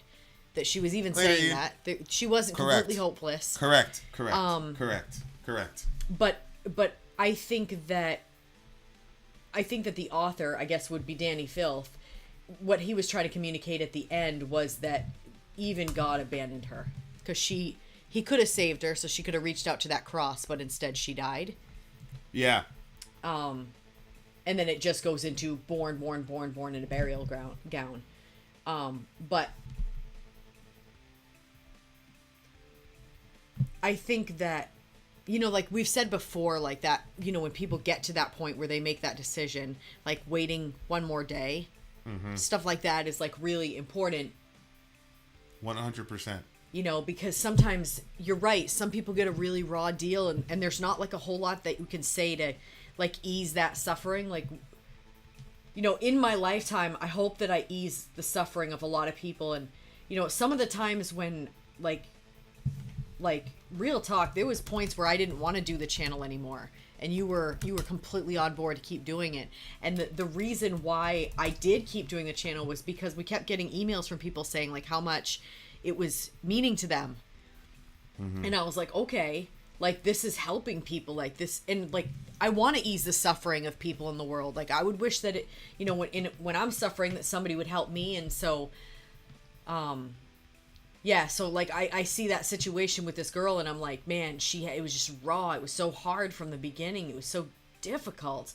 And then in the end of the song, she doesn't make it, and I think, oh, what could make things different? And I don't know, like, there's no, and maybe this sounds a little corny, but like, and I know that this is a very specific song he was making, but like, was there kindness for this girl, you know? Like, sometimes I go out to the store and I just see how people are treated. Like, this person, you know, I mean, you told me after the person that it was, like, I had to leave that situation alone, but the person in front of me wasn't being treated very kindly. You were like, don't talk to that person. You very rarely say that, so I'm sure you know which situation it is. Yeah. So, but the person wasn't doing anything. Maybe they were a little confused with where to set their items or how to use the machine, but the cashier was so rude and so mean to them. But then after that person left, they were like very nice to me and nice to the person behind me, and I was like, why be so mean to that person? You know, but maybe there was more to the story that I don't know about, because you said don't, you know, not to talk to the person, but yeah. That could be, but even in other situations, you just see, like, some people, like, their world is just so cruel, and they're surrounded by cruelty, and like they go out in public maybe to go buy something at the store, and that's their one opportunity to be out, and then the people at the store are like rude and mean to them. And you know, like, how many times could we prevent somebody's absolute abandonment of hope by just a little bit of kindness, like smiling at somebody and saying hello, and helping people, you know what I'm saying? Like, yeah. Like, maybe if she would have gotten a little bit, like, I understand that this is a story that he created, but it's not far from the human experience. I'm sure there's been lots of people in these situations. That's why, like, there's an advantage to believing that everybody that you run into on just regular normal life is some sort of divine appointment. Yeah. Yep. If you believe that, then it would be a lot easier. Like, this is some of the conversations I have with God, where it's like, if that dude was in this room, would you say that to him like that? Right. And I've said, no, I wouldn't. And then the next question is, well, why? Why wouldn't you? And I'd say, it's harder for me to say things that are going to hurt people if they're around me. Mm-hmm. Like, it's very, very hard for me to do that. So I'll talk and talk and talk. Like, if the person was in the room, I would talk to them. I'd say, like, what's going on with you and God? Why are you acting like this? Blah, blah, blah. But if it's on the internet, some random person, and I'm just feeling like in a certain way, I'm just going to go, You do, yeah. Because I got a sharp mind and a sharp tongue and quick fingers. And it's like, so some of it, some with some people they wouldn't do that because of cowardice. With some people they wouldn't do this because of X, Y, and Z. Mm-hmm. It's like, dude, your superpower is like when people are in the room, like I can read and people know, like people in the room with me, like they know that I love them. If I'm having that conversation, we're having that conversation, we're talking. Even if I have to say hard shit to you, I've said the hardest shit in the world to people, and but that's because I'm in the room with them. I'm feeling their energy, and I know that they're feeling my energy, and they're seeing it in my body language. Mm-hmm. But if somebody says some crazy shit on the internet, and I just go, blah, blah, blah, I'm not feeling them, they're not feeling me. So it's you got to be careful. Mm-hmm. You got to be careful because you could be right and 100% wrong. Mm-hmm. You know, there's a lot of really hurting people out there, and a lot of people are hurt in areas that they couldn't control. And some people, they're hurt because they just fucked up their own life and made bad decisions. And some people are hurt because they were born in Afghanistan. Yeah. Like, you know what I'm saying? Yep. So that's what the song means to me, for sure.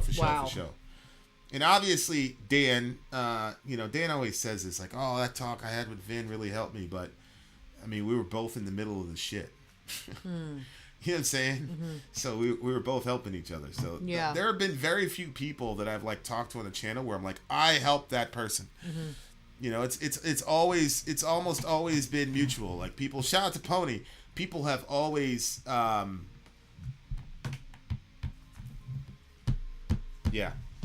anyway, shout out to the channel. I appreciate it. You guys have always embraced us quickly, and you guys have been there for us too. It's definitely not. It's never been one way. Yeah, okay. That's 100%. 9.8 for me. Okay, so whenever you break down his okay, this is what happens to me almost every single Cradle of Filth song. I hear the song and I'm like, yo, I really don't like them.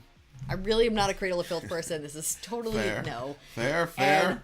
But then you start breaking down the lyrics and I'm like, oh well, this is just moving. You know? And so you always make me love this band even though I don't love this band. So this one I'm going with a 6 because it really, you know, 6.5. I'll give it a 6.5. But really all those points are the story and the lyrics, like just what he did with it. Mm-hmm. And I just felt for her by the end of the song. So I'm not really sure how much that's Danny and how much that's you. But Danny gets the credit. 9.6 for me. 6.5. Danny gets the credit. Yep, because I'll give him that bumped his score to 6.5. We have more metal for you beautiful people on the way soon. Vin out. Sorry out. Gone. I'm Vin. I'm sorry. If you would like to get your song reviewed, dear listener, there's the Filthy Capitalist option. As Sorry says, 125 gets you straight to the head of the line. You don't have to be a part of the alliance. You don't have to be part of the group. Wait a minute. And the biggest thing is you don't have to wait. You hop, skip, and jump right in front of everybody. 125 gets you there. You do that 3 times, and you get mashed down to the $75 rate for perpetuity. Yes! Also, there is a band review option. So if you've got a band and you're trying to get your band some exposure, hit me up at sorry@gmail.com, and I'll show you the details about how to pull that off. You can also jump on Patreon, and there is a option on the tiers to be able to get your band reviewed. Obviously, we can't lie to you, so we can't guarantee a positive review. Get what you get. It's just rubbish. Rubbish. Rubbish. That's British for garbage. My favorite is the community option. $1 at the gate gets you in at Patreon. You get to join an alliance. The alliance joins their points together, and that helps determine what songs that we do. The alliances hang out on Discord.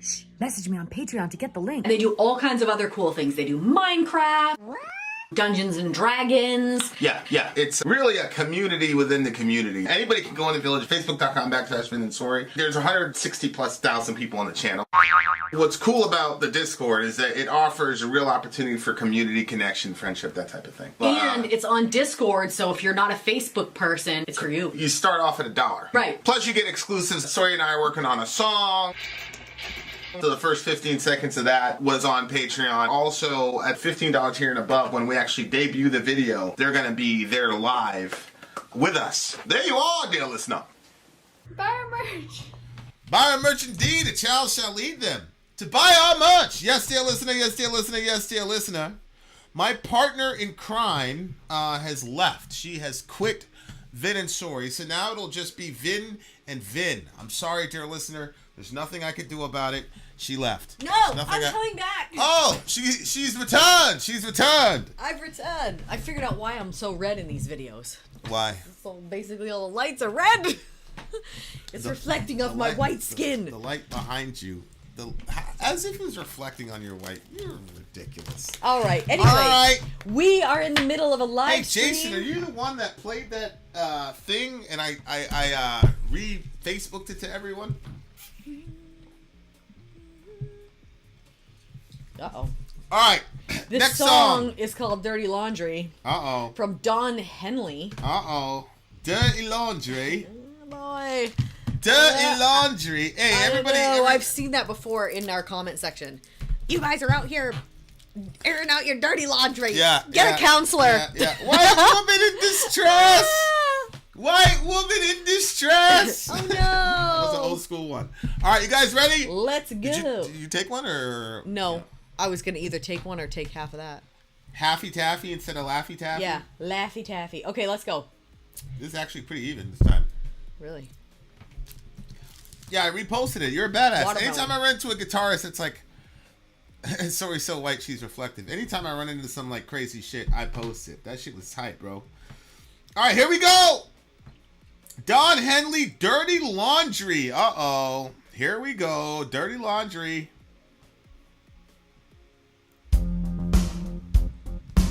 Oh, that sounds tough. Just makes me want to move like this.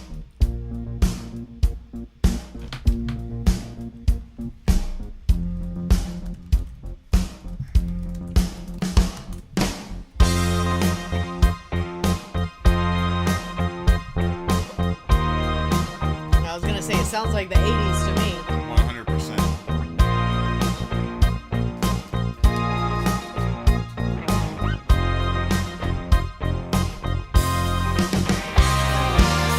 I make my living off the evening news. Just give me something I can use. People love it when you lose. They love dirty laundry. Jeez. Well, I could have been an actor, but I wound up here. I just didn't look good, I don't have to be clear. Come on, whisper in my ear, give us dirty laundry. Kick 'em when they're up, kick 'em when they're down, kick 'em when they're up, kick 'em when they're down. Oh. Kick 'em when they're up, kick 'em when they're down, kick 'em when they're up, kick 'em all around.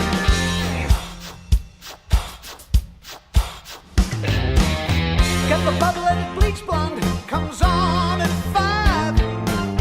She can tell you about the plane crash with a gleam in her eye. It's interesting when people die. We need dirty laundry. Can we film the operation? Is the head dead yet? And all the boys in the newsroom gotta run in bed. Get the widow on the set. We need dirty laundry. Yeah, we do.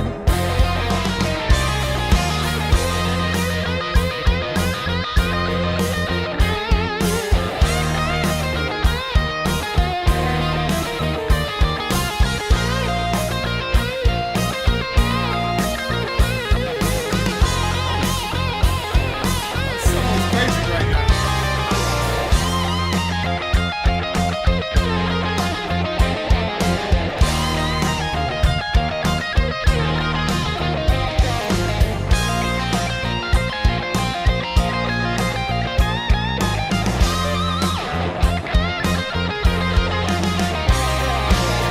Do we really need to find out what's going on? Do we really want to know just how far it's gone? Just leave well enough alone. It's your dirty laundry. Kick 'em when they're up, kick 'em when they're down, kick 'em when they're up, kick 'em when they're down.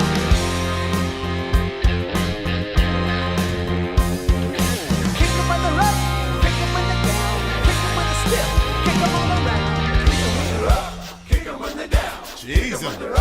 Kick 'em when they're down, kick 'em when they're up, kick 'em when they're down. This shit's corny as hell, bro. Dirty little secrets, dirty little lies. Got your dirty little fingers in everybody's pies. Let me cut you down to size. It's your dirty laundry. We can do the innuendo, we can dance and sing. When you sit down, we haven't told you a thing. We all know that crap is king. We need dirty laundry. Yeah, yeah, yeah.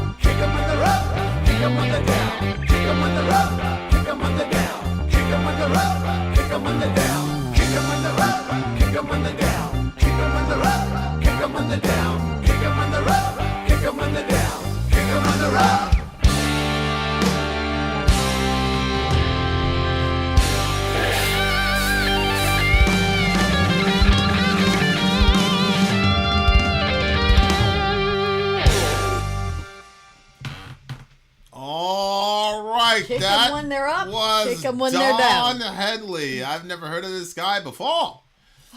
Tell me your thoughts. Well, I mean, it's just about it's just about the concept of people doing things and getting caught doing them, and then people making money off other people's dirty laundry, or, you know, that's an interesting concept, right?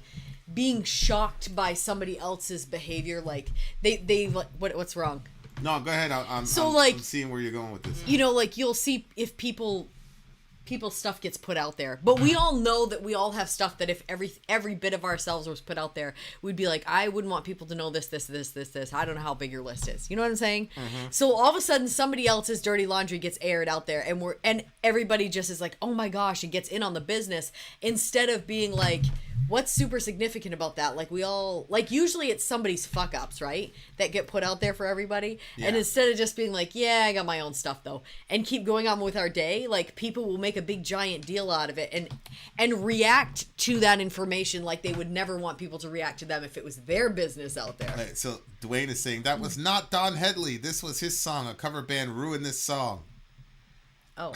I don't know what he's talking about. So is who it we really just not heard the guy? was not Don Henley? Don Henley wrote it, and then somebody did a cover, and we heard the cover? Is that what he's saying?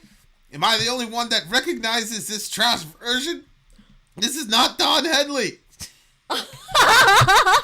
Don Henley is from the Eagles. I don't know, but I still think I think this is pretty self-explanatory and a lot more applicable today than in other periods of time. I make my living off the evening news. Just give me something I can use. People love it when you lose. They love dirty laundry. So this to me is like the editor of like the Inquirer or something. Yeah. Like these gossip magazines that were really big in the 90s.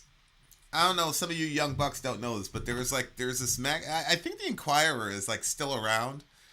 Is it? Yeah. I had a guy one time, I had a next door neighbor that had literally a bag full of National Enquirers that he dumped by the dumpster. And I was just going to take out the trash, and the Enquirer was like slipping out of this bag. Okay. So I'm like, and it's like aliens. Oh, I know, yeah. Met with the president, all types of weird shit. So I'm like, I'm taking this shit. So I took the entire bag. You did? I took the entire bag. I was happy for like 6 months. I was reading that shit every day for 6 months in my room. Like, I would just go straight home and open an Inquirer. It was unbelievable. Oh, it was so fun. What were you looking for when you were reading it? The UFO stuff. It's a lot of UFO stuff. A lot of like. There were some true stories, like that whole thing about the Germans. Yeah. When the Germans said that they saw cavalry in the air, and they're like, "That's why we surrendered." They're like, "Why did you?" I first heard that story in the Inquirer. Oh my gosh. I mean, it was a UFO incident, and it's documented and everything on our official side. But I first heard that story from the Inquirer. Wow. So, Okay. So yeah, I mean, now I think about it, I've always had a real obsession with UFOs. So. Yeah, but I took that Inquirer, bro, and I read that shit. Like, it was yeah, I mean, it was fun to believe all the things that they were saying, because like 90% of the shit in Inquirer is a complete lie. Brad Pitt has 4 kids with Beyonce, all types of weird shit. They had all kinds of weird stuff. Yeah. I was so disappointed because we would go to the store with our parents, and I would see the magazines up. And I remember reading the Inquirer and seeing, like, obviously that's the thing that's going to catch your eye if you're a kid and you're reading. I mean, there's UFOs, there's aliens, there's, like, there might be a woman has, like, 50 million babies, and there'll be, like, a picture of a woman with, like looked like she was pregnant with a bunch of babies. Yeah, that's like, what they Tony, were very, very Tony interesting. Was saying, like, aren't there, like, about some random lady from Missouri got pregnant and birthed alien triplets? Yeah, they always had some weird whatever. And I remember reading that magazine, and I was like, that looks so interesting. And then I remember telling my dad, I'm like, Dad, did you know that this happened? Because Right. finally, for once, I was like interested in what I thought was going on. I thought was the business of the world, and all of the while it was the Inquirer. And then he was you like, thought "You got you that were in off the the." shit. I did. I was like, "Yeah, I am in the know, Dad." And then he was like, because my dad was always in the news. He always knew what was going on with what. I have the wisdom. Yeah, so I thought I came with some real knowledge. And he was like, "Was that the Inquirer?" And I was like, How did you know? "Yeah." Yeah, my mom did the same thing. She said, "Baby, you think that's real? Why wouldn't it be on the news?" I said, "The government doesn't want people to know, so that's why they're not putting it on the news, Ma." She said, "Then why are they letting them do it in the Inquirer?" What'd you say? I said, "Because, like, I don't know what I said. It was hard, but you know, she destroyed it. You were right though, maybe. Now No, I was never right. No, the lady didn't give birth to alien triplets. No, not that. But the UFO stuff. The You UFO said that it was stuff, the real. yeah. It was the real postings. Some of the shit was right. Some of the shit was Yeah. right. Some of the shit was right. But you know, it's like the Men in Black. They put all the real stories in the Inquirer. You know, so that you won't believe it. If I'd have been sophisticated enough in my 11-year-old mind, that's the answer I'd have gave my mom. You know.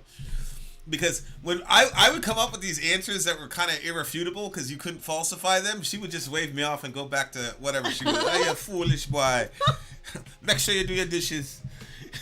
Like, shout out to the Inquirer. You gave me a lot of memories. But it looks like this, you know, that's what the song was about. It was like you watch the evening news, you find a rumor, and then you build people up and then you tear them down. Like, this is what we do. Because we're designed to be worshipers. Yeah. If you take Christ out of his rightful place and you take the Trinity, you take God out of its rightful place of worship, you will absolutely replace it with something or somebody. Oh, absolutely. Mm-hmm. Those are facts. Yep. Okay, so like all those things come together in these types of situations. Yep. So you don't want to worship God, that's fine. So what you're gonna do is you're gonna do what our ancestors did and worship stars. So, like, one ancestor would worship, you know, a star. In reality, it was Venus. It wasn't really a star. It was just Venus. And then you've got stars today. Well, the stars today, we're too sophisticated to worship Venus. So you're just going to find a guy, call him a star, and worship him. Right. It just and changes obsess about form. his life. Yep. So you're still worshiping stars. It's still star worship. Yep. You just, you know, and of course, now that we know that Venus was never there in the first place. Oh no! It makes all of this rather foolish. So it's like you're sacrificing experiences with God and other people, which is the entire reason we're here, is to experience one another ultimately, and you're sacrificing that so that you could worship some literally empty thing that isn't really there. It's just an illusion. It's unbelievable. But wow. But here's what happens. We know intuitively that we're supposed to get something from worship. This is what people don't understand. Like, we know that worship is supposed to bring us to a level of joy and ecstasy. We know that. And that's the reason people spend so much money going to a football game or a rock show. Like, yep. You can take a still picture of a rock show and a worship session at church, and they would not look different. Hands in the air, crying, all that. It looks exactly the same. So all of us know that we're supposed to get some sort of kickback when we worship. Yep. Like, worship is a massively selfish act. That people don't understand that. So yeah. We think because the act is going externally or is rooted in something outside of us, we think that that's a selfless act. It's not. Worship is ultimately a self-beneficial act. And anybody who's actually been in a situation where they're really connecting with God and worshiping God knows that. That's why we would get, you know, baby Christians like fresh out of the baptismal, and they would have these incredible experiences with God. And I'd always say, like, that's great, but you cannot root your faith on that experience. Because it doesn't happen like that all the time. So, but here's what happens.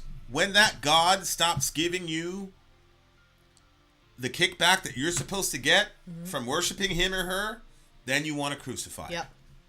So what do you have? You got a godless society You put up Britney Spears. We're going to worship Britney Spears for a couple of years.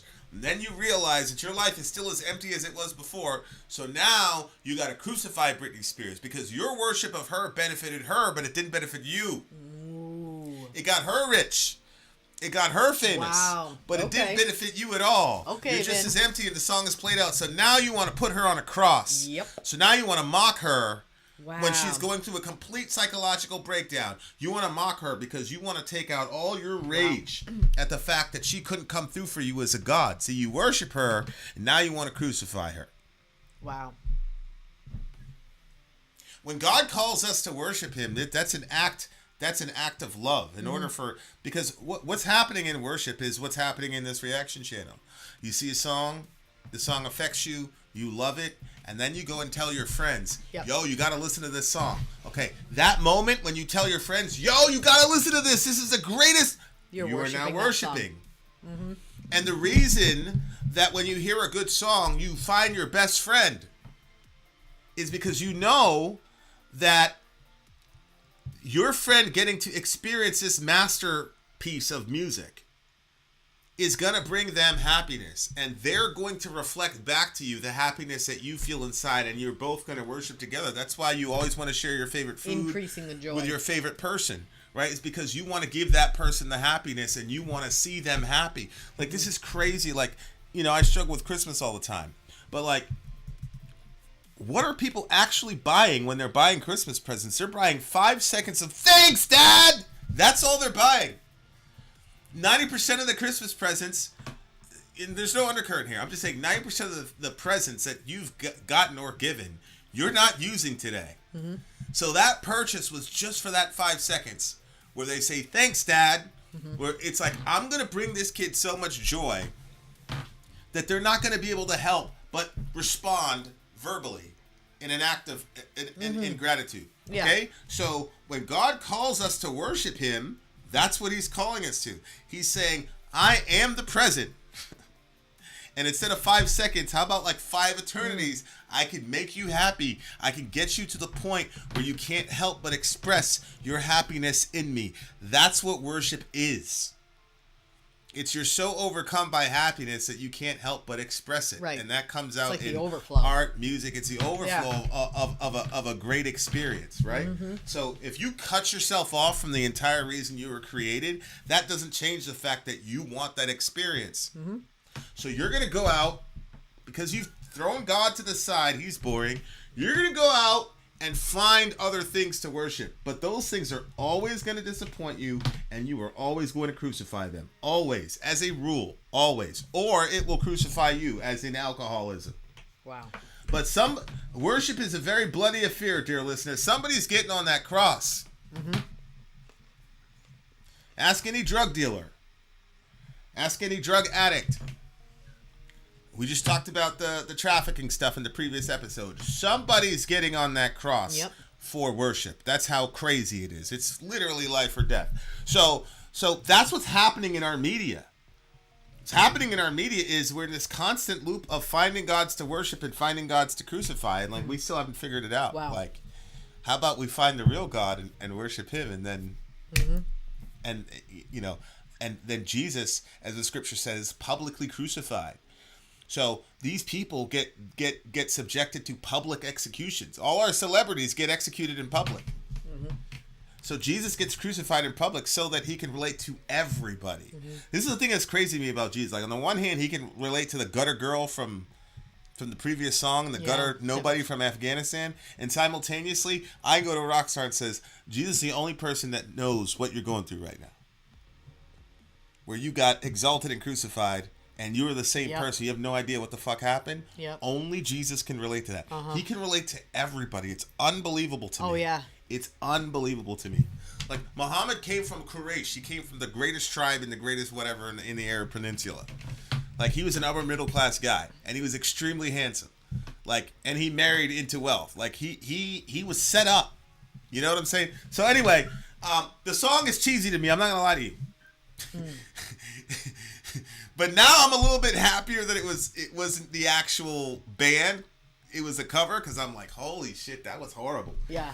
I'm gonna give this song a 5. Hopefully Dwayne isn't trolling us, and then you came out and said that, and it's this actual guy's real song. Huh? Imagine if Dwayne is trolling you. You're like, I hope that's because That I was gonna wasn't say him. that was trash. That was trash. Okay, so this is I agree. I wasn't really a fan of the Goog delivery. L. I love the way that she does this name, Goog L. Uh-huh. I wish we could all hang out and discuss this stuff. This stuff seems too dense for a stream chat. That is true. Yeah. We used to call them firesides. Mm-hmm. We used to do these firesides where we wouldn't review music. We would just go up and chat for like 2 hours. Mm-hmm. But everybody got tired of that. It was trash. Okay. 5. Go ahead. I don't think that's what happened, but whatever. It's a 5 for me. What'd you give it? I gave it a 5. What'd you give it? 5. All right. We're in sync, baby. Hey! We're in sync. All right, we'll be right back. We And got- Dan and Pony miss the firesides. Okay, there are 2 people in the village that miss the firesides. Okay, we shall return. I know that one went a little long again. We got one more song for you beautiful people. We shall return. I'm Ben. I'm sorry. If you would like to get your song reviewed, dear listener, there's the Filthy Capitalist option. As Sorry says, 125 gets you straight to the head of the line. You don't have to be a part of the alliance. You don't have to be part of the group. Wait a minute. And the biggest thing is you don't have to wait. You hop, skip, and jump right in front of everybody. 125 gets you there. You do that 3 times, and then get mashed down to the $75 rate for perpetuity. Yes! Also, there is a band review option. So if you've got a band and you're trying to get your band some exposure, hit me up at instory@gmail.com, and I'll show you the details about how to pull You that can off. also jump on Patreon, and there is a option on the tiers to be able to get your band reviewed. Obviously, we can't lie to you, so we can't guarantee, Can't a guarantee positive you a review. positive review. Get what you get. It's just rubbish. Rubbish. Rubbish. That's British for garbage. My favorite is the community option. $1 at the gate gets you in at Patreon. You get to join an alliance. The alliance joins their points together, and that helps determine what songs that we do. The alliances hang out on Discord, Message me on Patreon to get the link. and they do all kinds of other cool things. They do Minecraft, Dungeons and Dragons. Yeah. It's really a community within the community. Anybody can go in the village, facebook.com/VinandSorry. There's 160,000+ people on the channel. What's cool about the Discord is that it offers a real opportunity for community connection, friendship, that type of thing. And it's on Discord, so if you're not a Facebook person, it's for you. You start off at $1. Right. Plus you get exclusives. Sorry and I are working on a song. So the first 15 seconds of that was on Patreon. Also, at $15 here and above, when we actually debut the video, they're going to be there live with us. There you are, dear listener. Buy merch. Buy merch indeed. A child shall lead them. to buy our merch. Yes, dear listener. Yes, dear listener. Yes, dear listener. Chaos Divine Astral Plane Okay. is up next. All right, guys. Here we go. Check this out. We're This is getting from right the Core into it. Alliance. Astral Plane Core Alliance. Pony, oni, oni. Let's do it.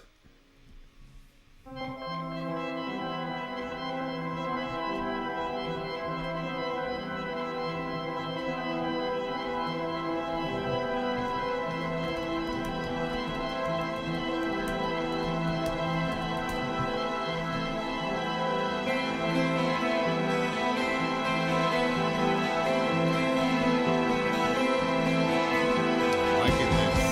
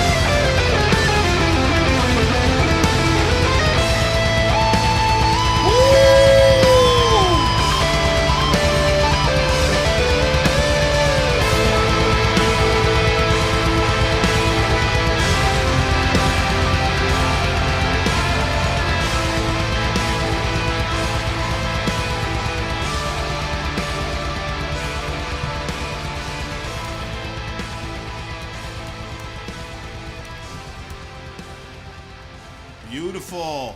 Wow. Wow, what an interesting song. Okay, this song was I so...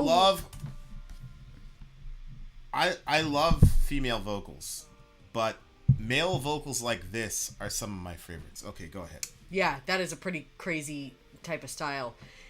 So he's talking. So obviously it's called astral plane. To my understanding, that's like out there. Like if people like astral project, they leave their body. So you're kind of leaving your body there. It's what's right out there, but not super far, right? But I guess it could be. Mm-hmm. But it's basically there. It looks like something like destroyed him, and he decided to like leave his body like that. Destroyed him, not as in something like ruined his body, but I think something like really broke him as a person. Because he says, no more identity, no more desire. Now weak from dormancy, this heart's lost its fire. Then he says, so my incentive died, so I'm demoralized, asleep behind waking eyes, fading into comatose. Mm-hmm. So this is when he's slipping into it. So his heart lost its fire, and it's weak from being dormant. So I'm assuming must have to do with a broken heart, probably. Then he says, falling through the astral plane, lost in purgatory, flailing wings of disdain, condemn me so I cannot fly. Falling through the astral plane, never hear a scream. There's no waking time in the astral plane. Just seems like he's just like kind of falling into that. Which I loved that chorus. When he would do with the lost in purgatory part. I love that chorus to death. It was so good. Just the way that it sounded. Yep. When he hit the note, the way that he did the Lost in Purgatory, and it might be Never Hear a Scream, I don't know. Trapped in purgatory, a lifeless object alive. He did a singing part when he did Lost in Purgatory. Yeah, it was just... When it went up high. So the astral plane, like, this to me sounded like he was prepping for, like, his first DMT trip. No more identity, no more desire. You know, they talk about ego death. Yeah, you did, Dan. For sure. You know, they talk about ego death. Yep. So that would be no more identity, no more desire, kind of a similar thing. It's a lot of like Buddhist type ideology, right? Is it like your suffering is attached, is due to our desires, and our desires are due to our attachments. So if you could detach yourself, then you won't suffer. So no more identity, because he's trying to accomplish ego death. Like, people take like heroic doses of, you know, DMT or psilocybin, whatever. That's what they're trying to get to. Now weak from dormancy, this heart's lost its fire. Why do they do that? Are they trying to avoid the work? Well, no. I mean, I think ego? it's part. Well, there's a technical sense of looking at ego in the sense of the understanding that you are not me and I'm not you. So like your own separate identity. And so from that perspective, Jesus has an ego. As a matter of fact, when Jesus says I am, that's the Greek word, ego, I me. Oh, okay. So yep. ego with ego, ego. So it's the understanding of you as a separate unit of consciousness. As I am me, I am Vincent. Yep. Okay. So that's different than... is that the type of ego death they're trying to accomplish? Right. Oh. Which is essentially death itself, basically, is as close as you could come to actually dying. Oh. Is, you know, because... it's true, because they kind of have like this death and they come back with like this whole new realization for like how they relate to everything. Correct. Interesting. Okay. Correct. Exactly. So that's what I think is actually going on is that he's on psilocybin or whatever, and he's explaining why he needs something new because his heart has lost its fire. Okay. So he's kind of hit a wall where he knows he needs something new, and so, you know, he's demoralized, his incentive died, he's asleep behind waking eyes, he's comatose, and so I think I can't hear you, I can't see you, like he just you know, so he's getting progressively more and more and more isolated from everything, and so he needs a restart. Yep. So if you look, it says no expectations, no way to defeat past procrastination, now please conquer me. Yeah. Like he needs something in his life that is more powerful than him to get him out of the wall that he is running into. And as Nemo is saying, that is not the time to trip. I am so curious about that whole situation. Like it's like it's so crazy to me. Like for the first time I heard a DMT, all that shit. Yeah. I'm like, yo, that shit is just wild. Part of it for me is like, I mean, I was going through selection. Like they're trying to find your tolerance for certain things. Oh my God. So like, I had a friend. we were just walking out on break time. And somebody was like, I am this, this, and this, and this. Because everybody around that area was one of those people. Yeah, okay. And so he said, oh, yeah? We used to call him crazy because his eyes would just... He said, oh, yeah? Oh, my God. He said, what's your O2 tolerance? The guy had no idea what the fuck we were doing.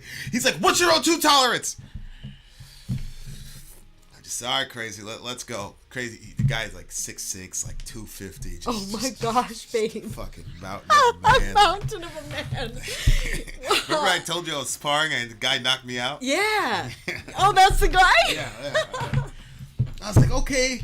Because I'd watched it, because after work, everybody would just go out and, whatever. And dudes, like, you're completely just destroyed. You've ran 10 miles, all types of shit. We set everything up in the back. And we would just go. And it was it's basically weight classes. I'm sorry, I'm so distracted by picturing somebody knocking you out. It's so sad. It was weight class. It's like... Yeah, because he's classes. so big. Yeah, okay, all right, go ahead. I was a baby and there's the Oh, other guy I know, skinny. that's what you said, so that made it Skinny even more... was the only guy, and, he was nothing. You know what I'm saying? So I'm like, watching, dude. I'm like, yo, I'm seeing what his weakness is. Okay. He was falling for a lot of left-sided feints, all types of shit. Yeah. So I'm like, yo, I'm taking crazy. They're like, ah. And I'm like, nah, for real. After we do this run, I'm taking crazy. Oh, okay. So he's like, he didn't believe it until we wrapped up. He didn't believe it. I was like, okay, bitch, let's go. He's like, come on, man, come on. And I smacked him. Bitch, how you feel about that shit? And then he kind of looked at me. And they was like, yo. Lance. He didn't mean it. I said, I meant it, bitch. I meant it. He came after me. I did the little left feint thing, and it was right. I was right. He opened it. Bang! Whoa. Roundhouse right to the thigh. Did absolutely nothing to him. No! Oh All my God. I remember was the roundhouse to the thigh, and then I woke up. No, Yeah, really? that's all I remember. Apparently, This is some David and Goliath shit. Apparently, he just ate flipped. it. This is what I was told. I'm not sure. But apparently, he ate it, did the little rap, and went, boom! All down angle. It's all down angle. Oh my gosh. Wow. I was out. Okay. Oh my gosh. I don't know what the hell that has to do with anything. Maybe we met the DMT elves. Maybe we didn't. I'm not sure. Back to the music. So, like, this is a guy who, it's really interesting. Like, how could you be in a band and, like, this is, when we talked about this, like, can you imagine being in a band and you're like, oh man, we got 30 shows to do? No. But I'm sure eventually it gets to that point. I'm sure, same thing with football. Same thing. Yep. Oh my God, we got 5 more games in the season. Like, it doesn't matter. Mm-hmm. Like, all these things have a half-life and they die out quickly. And the way that they moved you isn't the way that they move you anymore. Mm-hmm. And when you get in that situation, whether it's drugs, money, fame, women, like, it's a terrifying place when you get there.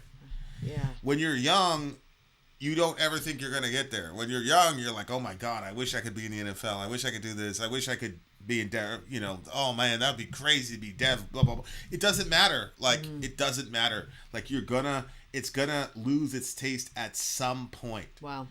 At some point. No one cares about American football except Americans. Fucking liar. Okay? Tom Brady just went to Germany and all the German people were like, yeah, Brady, good Nacht. You Europeans, you love American football. You're just not man enough to be able to play it. That's ridiculous. Oh! These people play rugby. I mean, they got broken bones. Oh yeah, that's right. Every day, like no pads, nothing. Like they're slamming each other on the ground. Like, oh my gosh. Americans would never subject themselves to such cruelty. That level of discomfort. Where's my Why? Where's my helmet? Yeah, Brady like, where's my helmet? Like, this is rugby, bitch. You ain't no helmet. What you want? And my gloves. Give me my gloves. Yeah, so like, I am very, very fascinated by modern. So what were you Western... saying about music like the DMT stuff, the music, them going on shows? Like you said, as an artist, I don't know where you were gonna go with that. Well, you just hit that wall where Yeah. it's like nothing feels good, nothing sounds good. The thing that the music used to do for you, it doesn't accomplish it anymore, and you need something else to get you there. Because when you first find that thing or you first find that person, they get you there. Yep. And the music gets you there. But Yep. then when that wears off, that's when people start panicking and making really bad decisions. Mm-hmm. Really bad decisions. So, yeah, your crowd really isn't that sports oriented. That's true. They're not. Nobody cares. Hey, Kai's in the house. Yeah, like, so like he wants to go to this astral plane and like have this different experience, like, and I'm seeing like that seems to be like a major, even like the UFO stuff. There just seems to be a major sort of collective people like. I definitely believe something is coming around the corner, and I believe that millions. I believe that millions and millions of people are gonna embrace it. Come in. You heard it. You heard it here first. Right. Something's coming around the corner, and it is gonna change how we look at science, religion, and all that shit. And millions of people will follow it. Yep. That's what I believe. I think you're right. That's what I believe. Yep. Because I think we're all over the atheist materialist stuff. They're over it. They don't want to become Christians, though. They want some form of transcendence and spirituality because this secularism shit ain't it. Right. It's just not. And so, like, when I look at the UAP phenomena, especially when you talk about people who are, like, interfacing with these beings and they're, like, trying to take care of us, there's a very paternalistic sort of angle. Like, we have to protect you guys from yourselves, all that type of shit. It's like people are looking for something bigger than them. Yeah. To tell them how to live. Because it's like I said, the modern Western mind is basically a teenager living in his dad's house, saying he wants his independence, but is still completely dependent on. That's pretty much the modern Western mind. So, yikes. Yeah, it's going to be very, very interesting. I really, really, really love this song. I like the chorus. The chorus was a sing-along chorus. Was there something off about the timing? I did think the timing was off on purpose a little bit, but a lot of bands do that. Mudvayne, is famous for that. Obviously, what do you call it? Tool, the kind of math metal. What did you think of it? Did you like? I like songs, oddly enough, that I recognize about myself. I actually like songs that I can actually sing along to in the chorus. Yeah, I agree. I do enjoy that as well. Not like Cookie Monster along to, but actually, sing a little. Yeah. A little part of your soul. Yeah, exactly. So 6 votes, 2 days, no speaker. Unbelievable. So they're doing it. Unbelievable. So for me, the song was like, there was some parts of it when the song was going on, and I didn't like that it was like the timing felt off, and like I couldn't really like vibe with it. And then it would hit other points where I really vibed with it. And then we had like when we were doing the breakdown and just going through. Like, your explanation and the discussion about it, I don't know. I guess that kind of brought it up again because we had 2 different interpretations for what the song was. So I thought that was kind of cool, having 2 angles. I'm going to give this one a 7.7. Yep, 7.7. 7.7. Yep. Okay. What did you give it? I'm going to give this one a 9.3. Nice. So you really liked it. Vagrant. Very interesting, Vagrant. What does he say? A part of me thinks aliens, at least the ones that visit us, are demons or spiritual entities rather than actual aliens. Yeah, Jacques Vallée, who's known as like one of the main authorities on the phenomena, as they call it. That's his perspective. He doesn't believe they're interplanetary. He believes they're interdimensional. And that they have agendas, and that they want us to see them and perceive them as having this, multi-generational technology, when in reality it just appears to me that they're psychosomatically manipulating us into seeing certain things.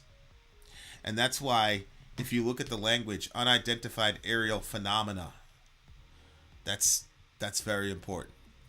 Because what we're talking, like when you talk about phenomenological, what that means is, from the perspective of a human being looking at this thing, this is what it looks like. So phenomenologically speaking, the Earth is flat, right?